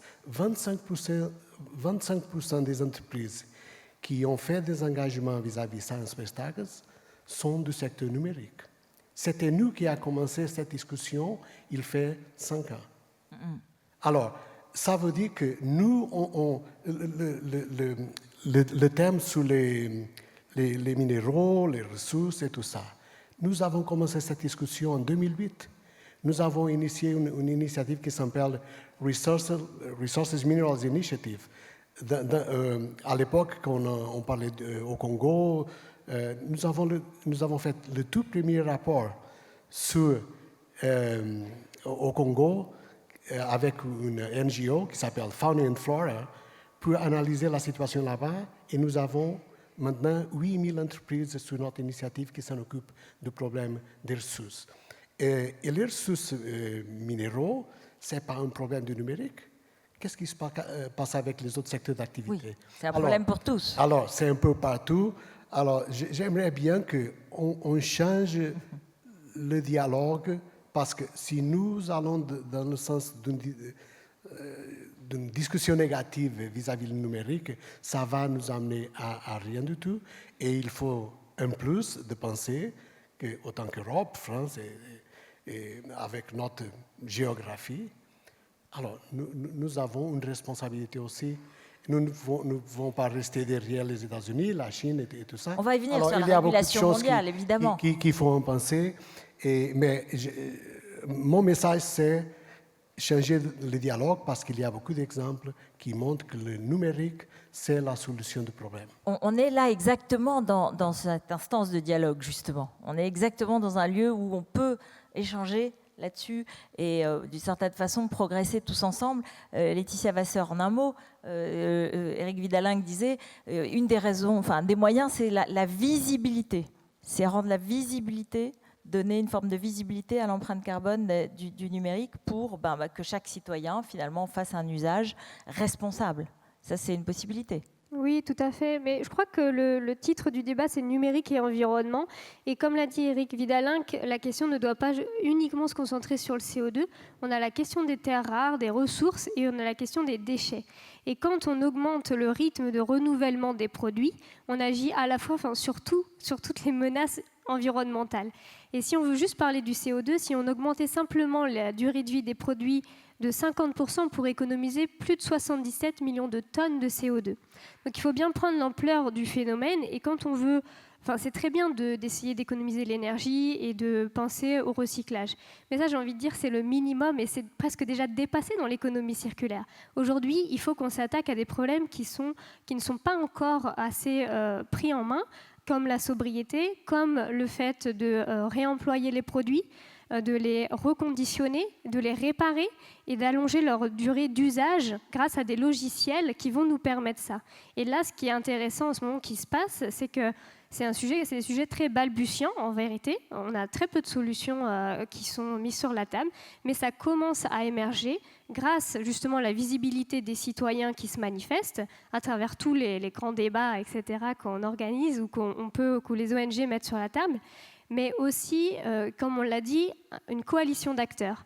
Et là, ce qu'on voit avec le projet de loi économie circulaire, c'est qu'il y a des choses qui sont intéressantes, qui n'étaient pas forcément mises dans le projet de loi par le gouvernement, mais qui ont été intégrées par les sénateurs et qui sont encore en discussion à l'Assemblée nationale, sur comment est-ce qu'on fait pour avoir un indice de réparabilité et plus encore un indice de durabilité. Comment est-ce qu'on va pouvoir choisir un produit par rapport à un autre demain en fonction de caractère, de robustesse, de fiabilité, de logiciels. Est-ce que les logiciels peuvent être garantis pendant 10 ans, par exemple, pour qu'on soit sûr qu'on ait des mises à jour, qu'on ait des mises à jour de sécurité? Ça, c'est des nouvelles questions et les institutions ne sont pas prêtes, ne sont pas mûres en fait sur ces questions. Il y a des choses qui sont faites. Il y a des choses qui sont faites, on l'a dit, Microsoft, Orange, il y a des choses qui sont faites. Le Fairphone, il y a des initiatives concrètes. Mais justement, c'est pour ça, je pense qu'il y a un vrai travail collaboratif à faire et qu'on mette les acteurs autour de la table. C'est en train d'être fait, au-delà de cette discussion qui est passionnante, mais il faut aller beaucoup plus loin. Et ça commence à être fait, donc c'est positif, mais allons plus vite et allons plus loin. Stéphane Richard.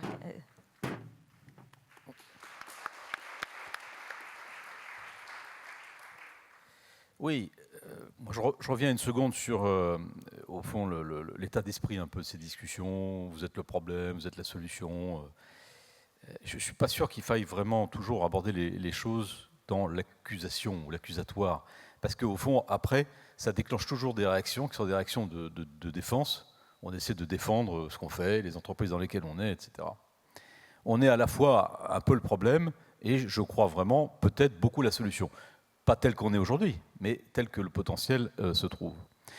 Vous n'échapperez pas, je rebondis sur l'histoire de la théorie des jeux aussi, à quand même ce réflexe de bon sens qui est de dire on a une urgence climatique.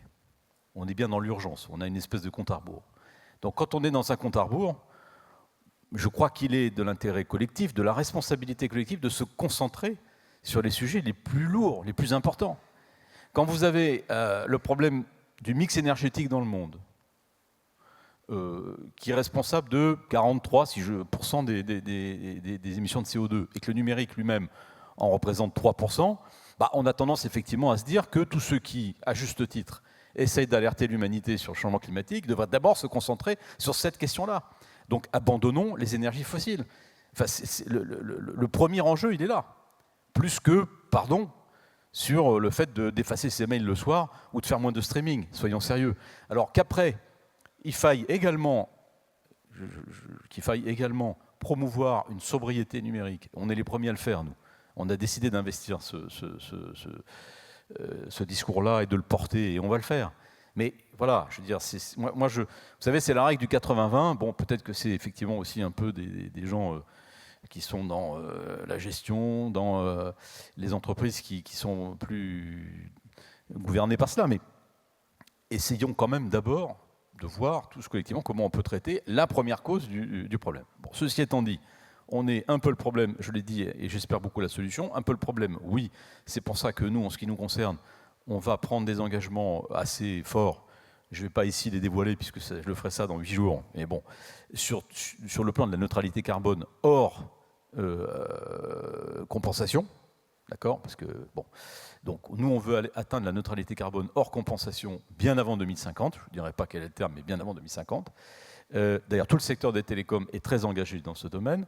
Il y a des opérateurs aujourd'hui dans les pays scandinaves, par exemple, qui se fixent des objectifs à 2035, voire 2030, pour la neutralité carbone, sans compensation. Donc, je pense qu'on sera quand même un peu exemplaire dans les secteurs, disons, industriels dont le monde a le faire. On va prendre des engagements très importants, je l'ai dit, en termes de mix énergétique, en termes de recours aux énergies renouvelables, notamment et en particulier en Afrique, en termes de recyclage.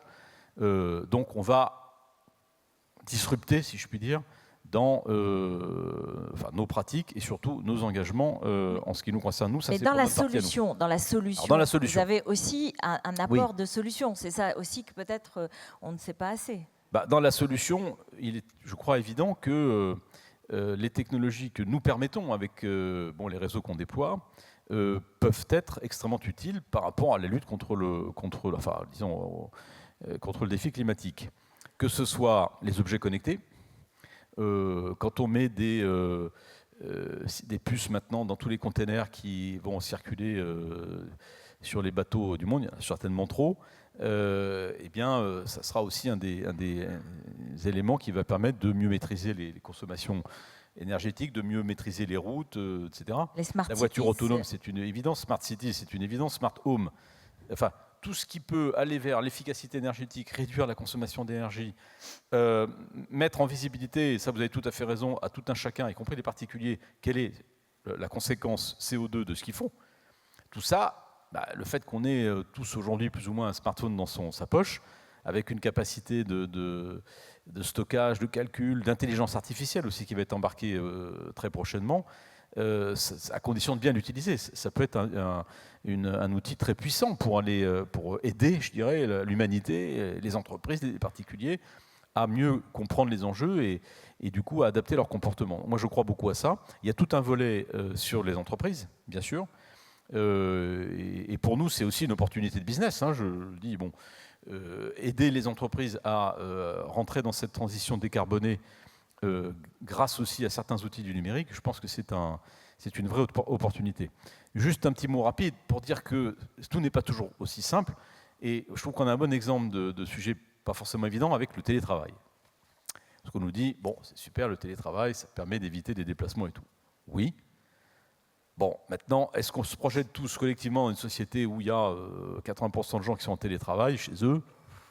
Peut-être pas. Donc il y a quand même peut-être la fin de la semaine prochaine quand même. J'exagère là, j'exagère. Mais oui, ça la semaine prochaine, je crois qu'on va tous y avoir recours. Mais voilà, il y a des questions quand même profondément humaines, quoi, profondément sociales, qui se posent par rapport à ce modèle de société ou de l'humanité future, et auquel on doit aussi faire attention. Je pense à l'intelligence artificielle, on pose beaucoup aussi. Carlo Porasanta, quels exemples vous pourriez nous donner de solutions? Alors, écoutez, moi je pense que c'est une question de proportion sur les impacts. Donc je vais vous faire peut-être 3 exemples, juste peut-être pour imaginer le monde justement dans lequel nous souhaitons vivre. Je pense que c'est la question fondamentale qu'il faut qu'on se pose. Et sans vouloir faire une échelle de qu'est-ce qui est plus important. Mais par exemple, en 2050, nous allons être 9 milliards sur la planète. Aujourd'hui, vous demandez à des experts dans des centres de recherche ou des universités d'alimentation, personne ne sait vous dire comment est-ce qu'on va donner une alimentation de qualité à 9 milliards de personnes. Ça, c'est un vrai problème, en sachant que l'agriculture est un des grands émetteurs. Ça, c'est un vrai problème. Alors, comment l'informatique peut aider? Je vous fais un exemple. Donc, nous sommes en train de travailler sur une solution qui s'appelle FarmBeats, mais peu importe. Il y a une technologie qui s'appelle agriculture de précision.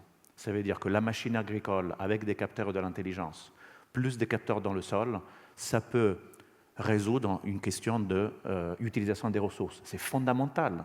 Aujourd'hui, les seuls pays qui utilisent ça, c'est des pays qui ont des grandes difficultés climatiques, pays nordiques, pays Émirats, mais en fait, dans toute l'agriculture traditionnelle, y compris dans notre pays, on ne l'utilise pas. Alors pourquoi? Parce qu'il y a des barrières à l'entrée de coûts. Donc nous sommes en train de travailler sur des solutions d'intelligence artificielle qui font la chose suivante. Je mets des capteurs qui coûtent sur un terrain. Je prends les informations, grâce à ces informations, je peux maintenant faire de l'agriculture de précision sur ce terrain. Mais comme ça coûte cher, je fais autre chose. Je vais prendre des données de satellites qui sont beaucoup moins onéreuses que les données des capteurs, en fait, j'entraîne les données du satellite grâce aux données que j'ai prises des capteurs.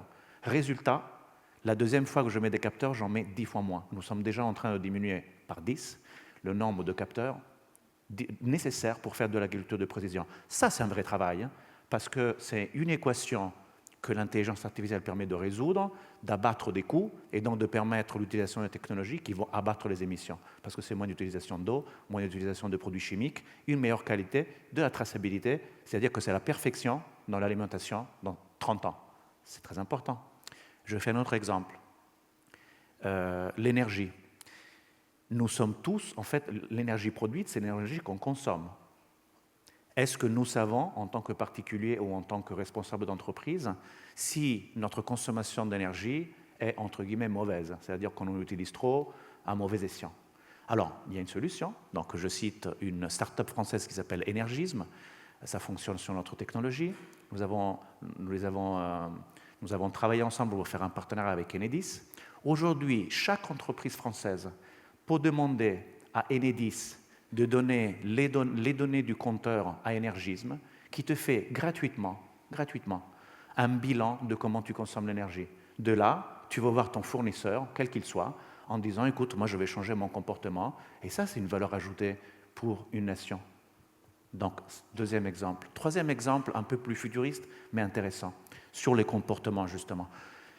Combien d'entre vous ont acheté une voiture dans les dernières années? Et je ne veux pas critiquer l'industrie de l'automobile, mais pour quelle raison nous achetons une voiture qu'on sait qu'elle produit des émissions, etc., etc. Pour faire quoi avec cette voiture? Pour l'utiliser moins de 10% du temps, donc pour la garer la plupart du temps. Et quand on l'utilise, combien de temps nous passons tous sur le périph' autour de Paris? Pourquoi on fait ça? Donc télétravail, oui, mais en général, pourquoi il n'y a pas un système vertueux qui me permet d'aller d'un point A à un point B, bien sûr avec un véhicule, mais un véhicule déjà plus respectueux de l'environnement, mais surtout un véhicule qui est un service, non pas un véhicule que j'achète pour ne pas l'utiliser et pour produire des émissions, mais un service de A à B avec un coût défini, donc je peux payer plus ou moins si je veux une expérience plus ou moins luxueuse, plus ou moins rapide, mais en fait, je ne perds pas de temps. Et d'ailleurs, avec les véhicules autonomes qui vont arriver, bien gérée, en fait, il y aura moins d'accidents et il y aura un temps de parcours réduit. Donc, qui veut passer 1h15 sur le périph' pour faire 4 km? Ça, c'est une mauvaise habitude. Alors, est-ce que l'informatique peut faire quelque chose pour résoudre ça? Eh bien, je vous annonce que oui. C'est-à-dire que grâce à l'intelligence artificielle, on peut concevoir une ville intelligente où les immeubles consomment moins, où les gens bougent mieux et peut-être moins, et surtout où la mobilité est faite d'une façon qu'elle produit très peu de consommation. Donc, voilà ces 3 exemples, mais voilà les choses où l'informatique, en fait, est un outil puissant pour résoudre plein d'équations dans les autres industries. Daniel Cohen, c'est vrai qu'on l'entend, on a entendu de la part des chefs d'entreprise, on a entendu de la part des gens de la société civile en quelque sorte, mais on n'est pas seul au monde, on peut faire des efforts et là on voit les bonnes volontés, la réflexion, le fait d'être ensemble, d'échanger, de comprendre ensemble, mais il faut une régulation mondiale de tout ça, on ne peut pas tout faire tout seul.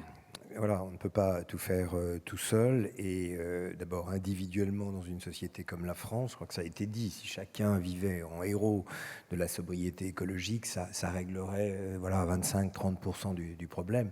Ce sont surtout des décisions collectives. L'exemple des transports du périphérique, on voit bien que les gens qui vivent à Monceau-les-Mines, quelle que soit l'optimisation que vous proposerez pour aller se rendre dans leur lieu de travail, ils n'auront pas d'autre solution pendant longtemps encore que d'utiliser l'automobile.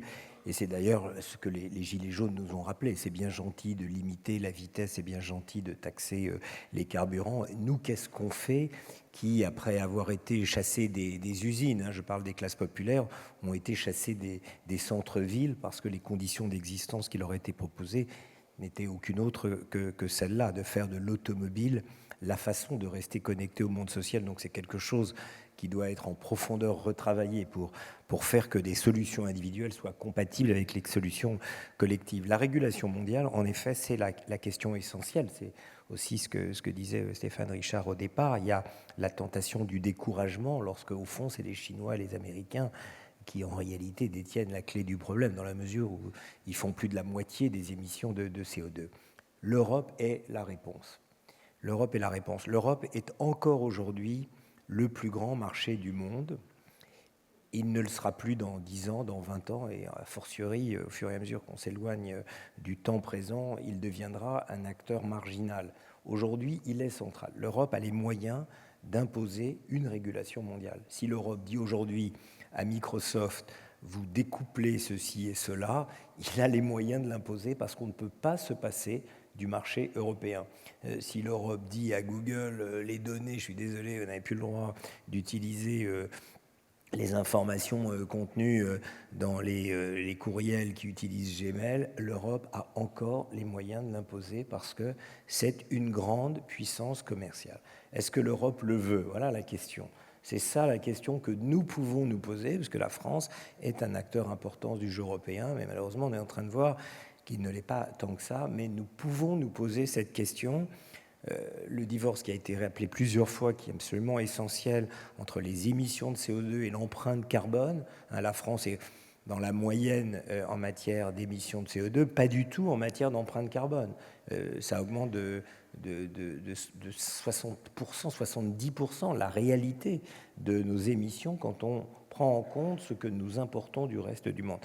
Bref, oui, la régulation, c'est gentil, la régulation passe par l'Europe. Il faut que l'Europe se saisisse, cette commission en particulier. On voit que la sensibilité politique à la question a beaucoup monté. Cet été de sécheresse, de dérèglement climatique aussi renforce la conviction que cette urgence climatique doit faire l'objet d'une régulation.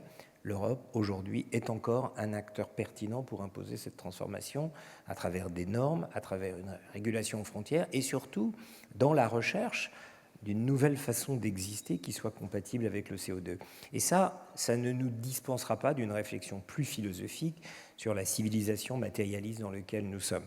Il va y avoir bientôt un numéro spécial d'économie et statistique, le mensuel de l'INSEE. J'ai fait la préface qu'on m'a demandé très gentiment d'écrire sur le 50e anniversaire. Il y a quelques statistiques incroyables qui sont rappelées dans ce numéro. Nous sommes aujourd'hui, en France, 5 fois plus riches que nous étions en 1960. Si on avait dit en 1960, voilà, dans 50 ans ou dans 60 ans, vous serez 5 fois plus riche que vous êtes aujourd'hui, je crois que la réponse à ce que nous allons faire de cette richesse aurait été très différente de celle que nous en faisons aujourd'hui en pratique, qui est de considérer que nous sommes toujours collectivement très pauvres. Ça aurait été de dire plus de temps libéré, plus de loisirs, autre chose que cette civilisation matérialiste, c'est très lié à la question d'obsolescence des objets, etc., fait qu'on est toujours au fil du rasoir dans la recherche de besoins à satisfaire. Il faut qu'on se projette dans les 50 prochaines années autrement qu'en pensant que la réponse sera à continuer constamment à vouloir utiliser cette civilisation, ce qu'elle nous apporte de bienfaits, pour continuer à consommer toujours. Donc en fait, par rapport à la question de la théorie des jeux, c'est les solutions individuelles ne sont pas bonnes au regard des solutions coopératives, mais en effet, il y a tellement de façons de résoudre cette contradiction entre nous-mêmes aujourd'hui et nous-mêmes demain, vous le disiez très bien Stéphane, entre nous, générations d'aujourd'hui, et nous, générations futures, entre nous, Français, nous, Européens, nous, Chinois, que en effet, c'est décourageant. Et pourtant, au fond, à l'échelon européen, nous pouvons trouver une solution à condition de s'entendre sur le type de société que nous voulons construire. Nous avons encore un rôle de modèle que nous pouvons en réalité imposer au reste de la planète à condition de trouver cette énergie collective. C'est ça l'enjeu, je crois, de la prochaine Commission européenne, de la prochaine décennie. Si on rate ce tournant-là, alors c'est sûr que le découragement l'emportera. Merci Daniel. Anna Créti, il nous faut trouver cette énergie, mais enfin, on ne parle pas d'énergie fossile ni renouvelable, en tout cas elle doit être renouvelable, mais il faut aussi le financement. Il faut aussi les financements pour retrouver et réformer ce modèle de croissance.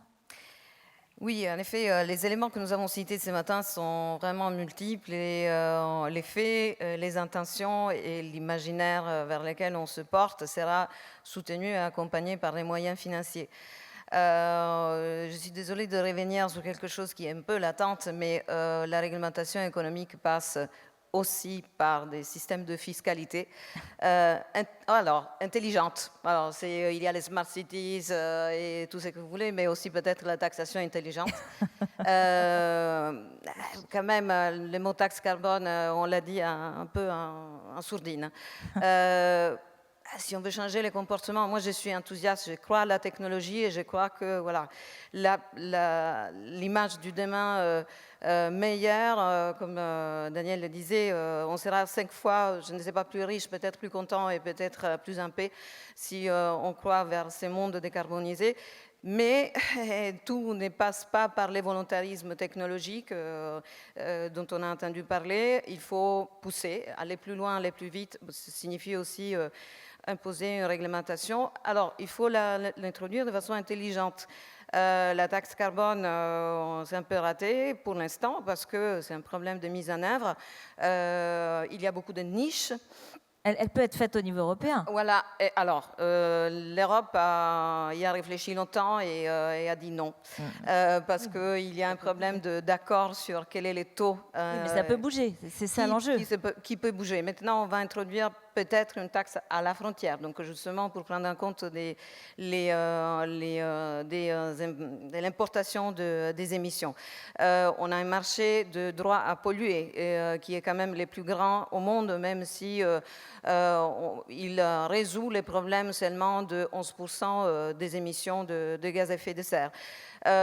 Donc les exemples sont multiples. Il s'agit par contre de les mettre en œuvre en prenant en compte les impacts redistributifs et donc de réagir aussi sur les impacts redistributifs, de ne pas créer les heureux et les punis, d'utiliser donc la ressource aussi qui vient de la taxe pour répondre aux questions justement de ceux qui sont défavorisés et pas seulement avec les chèques énergie mais avec une fiscalité redistributive au sens plus large du terme. Et à tout cela, puisqu'on vit, donc la théorie des jeux est sortie par la bouche pas des professeurs d'économie prépare voilà, les gens du terrain, c'est très bien.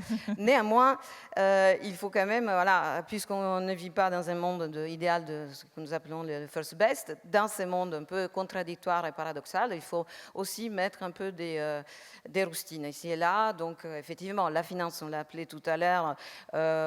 Juste pour dire un mot, on a la sortie de la Banque mondiale européenne a donc décidé de ne plus soutenir les projets carbonés.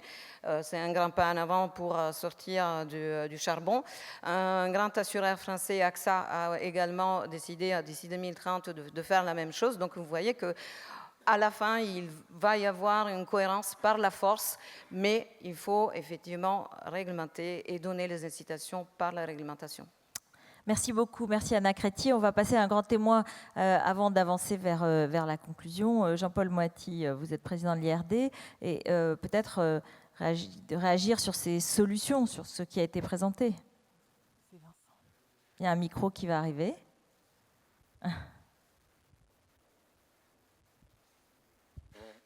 Oui, merci. Je suis président de l'Institut de recherche pour le développement, mais j'ai aussi été l'un des rédacteurs du rapport des Nations Unies qui fait le bilan des 4 premières années des objectifs du développement durable.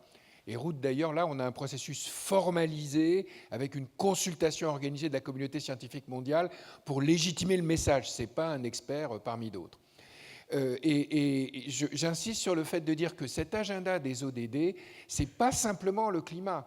Il fait le lien entre les enjeux environnementaux et les enjeux sociaux et économiques. Et d'ailleurs, les pays du Sud qui l'ont imposé n'auraient jamais signé les accords de Paris si on n'avait pas fait les ODD avant.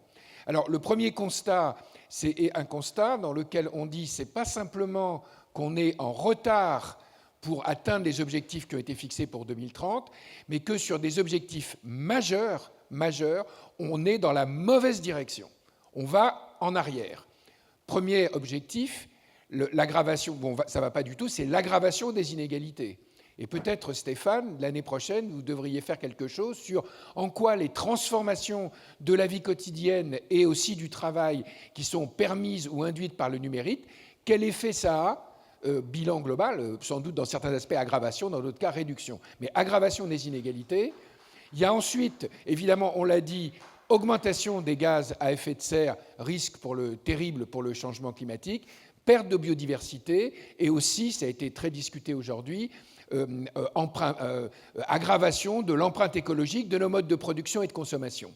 Et sur ce point, moi j'entends, et je suis évidemment convaincu par les datas que vous avancez, quand vous me dites que la digitalisation, l'université numérique n'est pas le plus grand coupable et que vous faites le maximum pour réduire cette empreinte, oui, mais ce qu'on dit dans notre rapport, c'est qu'il faut aussi regarder les interactions entre les différents éléments.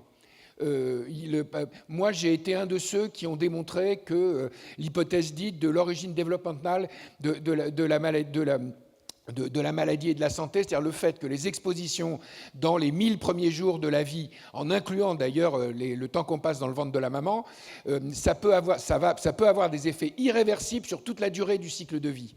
Alors, ok, vous faites des progrès sur les e-waste, mais ça augmente quand même de 10% par an. De 10% depuis les dernières années. On devrait être en 2020 à plus de 50 millions de tonnes.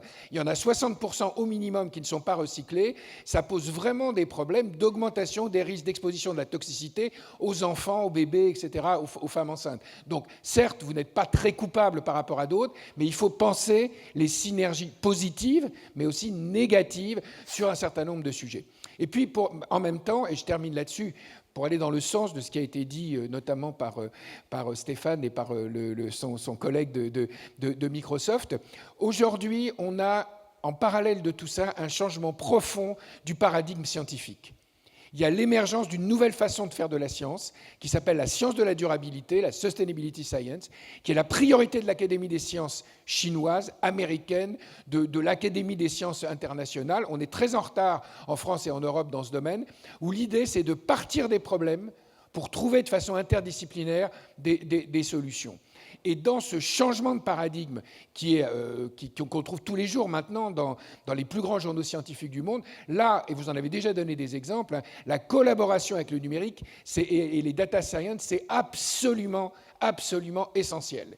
On a besoin de cette science de la durabilité et sans le numérique, on ne l'aura pas, on ne la fera pas. Je donne juste, pour terminer, quelques exemples. Un qui me permet de remercier Orange, qui nous a beaucoup aidé dans ce domaine, le projet Rainsel. C'est un physicien burkinabé hein, qui se dit je vais peut-être trouver une application de ce constat qui est depuis longtemps connu en physique, qui est que les signaux qui sont échangés entre les antennes relais des opérateurs téléphoniques sont perturbés par les précipitations, qu'il s'agisse de pluie ou de sable. À partir de là, on a fait une application. Merci aux opérateurs, notamment Orange, d'avoir accepté de nous donner les données en temps réel. Et donc là, on a un système d'aide à la décision qui permet d'améliorer complètement la prévision et la prévention des inondations. Et les dernières inondations à Yaoundé et à Douala ont eu beaucoup moins d'impact négatif grâce à l'application Rainsel en 2018 et en 2019. Je pourrais multiplier les exemples. Le projet Urban Air, où on combine des capteurs low cost de la pollution avec de l'intelligence artificielle pour optimiser la protection par rapport à la pollution atmosphérique, qui est déjà opérationnelle à Marrakech. On est en train de l'implanter à Dakar et on va peut-être arriver à le vendre aux grandes métropoles asiatiques qui ont des problèmes énormes avec le black carbon, et ainsi de suite. Donc il y a là un vrai changement de paradigme. Je termine sur ce point. Il y a un paradoxe des ODD, c'est que ça a été décidé, même si ça a été avec l'aide de la société civile, du secteur privé, ça a été fait au niveau intergouvernemental, compromis entre les États. Or, aujourd'hui, nous savons bien que la coalition qui peut faire avancer les choses dans le sens du développement durable, c'est une coalition qui casse l'ensemble des blocs, qui casse une partie du secteur privé, qui casse une partie des gouvernements. Et moi, je suis tout à fait d'accord avec Steven Pinker, le neurocognitiviste de Harvard, qui a fait un ouvrage dont je vous conseille la lecture, de même que celle de notre rapport, GSDR 2019. Et Pinker dit, qu'on le veuille ou non, on n'a pas demandé, nous scientifiques, pour la première fois depuis les Lumières du XVIIIe siècle, on est en première ligne des débats politiques, stratégiques, sociaux, pas contre un certain nombre de forces, comme au XVIIIe siècle, qui veulent éviter le changement. Et il faut bâtir une nouvelle coalition, et dans cette nouvelle coalition, il y a les scientifiques qui veulent s'engager, mais bien sûr, il y a les ONG, la société civile, mais il y a aussi tous les éléments du secteur privé, et vous en êtes, j'espère et je crois, sinon je ne serais pas là, un exemple, qui vont être prêts à construire une coalition qui devra accepter la conflictualité avec les forces qui, elles, nous tirent en arrière. Merci beaucoup, merci. Merci de ce témoignage très fort. Stéphane Richard, pour la conclusion, on va maintenant conclure effectivement cette... briser les blocs, faire des nouvelles coalitions. Finalement, ce plateau en est une des illustrations. Et c'est peut-être un moment justement de dialogue auquel on a assisté, qui est important, qui fait avancer. Oui, enfin, d'abord, je veux remercier vraiment tous les participantes et participants à ces échanges ce matin. Je pense que c'était passionnant. Enfin, moi, j'ai trouvé ça extrêmement intéressant. On a essayé d'éviter aussi un peu les postures, et ça c'est, je pense que c'est très important sur ces sujets-là. Je crois beaucoup à cette notion de coalition, personnellement. D'ailleurs, à mon modeste niveau, dans le secteur des télécoms, nous avons une association mondiale qui s'appelle la GSMA, dont je suis président là depuis le début de l'année pour 2 ans. Et j'ai souhaité que cette organisation qui regroupe 750 opérateurs du monde, donc tout continent, là, prennent des engagements très forts et mettent des moyens aussi importants à la disposition des opérateurs pour les aider à accélérer vers notamment la neutralité carbone et, je dirais, le développement de toutes les potentialités de notre industrie, de nos technologies pour, comme je le disais, aider l'humanité, les entreprises, les particuliers, à mieux comprendre ce défi climatique et surtout à mieux l'aborder. Donc les coalitions, oui. Ces coalitions, souvent d'ailleurs, doivent essayer de s'abstraire un peu des contingences politiques, parce que j'ai écouté avec évidemment beaucoup d'intérêt ce que disait Daniel Cohen. C'est sûr qu'en Europe, on a un rôle particulier à jouer dans ce domaine quand on voit ce qui se passe dans les autres grandes plaques de l'humanité.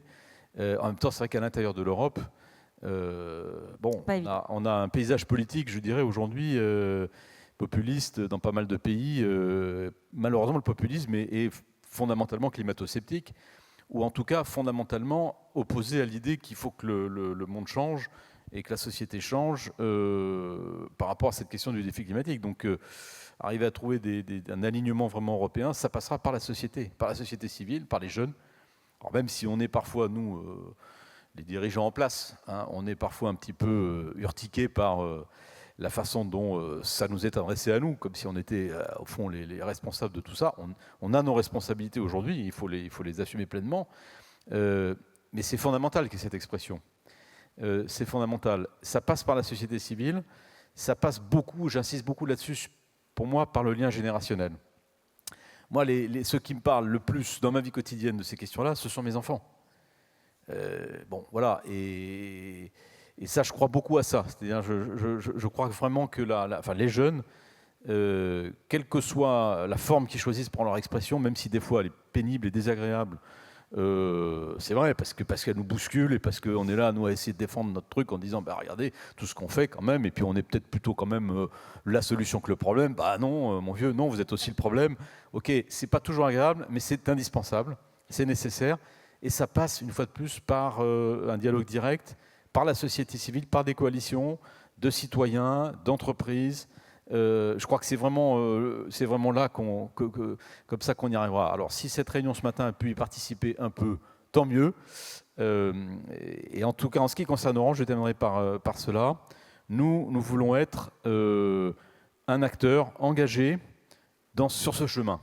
Engagé sans œillères, sans déni, en assumant nos responsabilités, en prenant des engagements forts, en ayant un niveau d'ambition, en essayant aussi d'entraîner avec nous tous nos employés. On est 150 000 dans le groupe Orange, car cette question-là, je disais, c'est transgénérationnel, c'est aussi un élément extrêmement fort du pacte de l'entreprise, de la fédération de l'entreprise et de l'attractivité de l'entreprise. Voilà, je dis ça pour notre ami de l'école polytechnique aussi. Nous, on a besoin aussi d'attirer les jeunes talents. Et c'est évident qu'on doit être un pôle d'attractivité pour ces jeunes talents, on en aura besoin. Et donc la manière dont on adresse ces questions climatiques feront évidemment partie de notre attractivité future. Voilà. Merci en tout cas à tous. Merci beaucoup, merci à tous. Et merci à Christine Albanel de susciter chaque année ces débats très féconds, très passionnants. Merci à tous.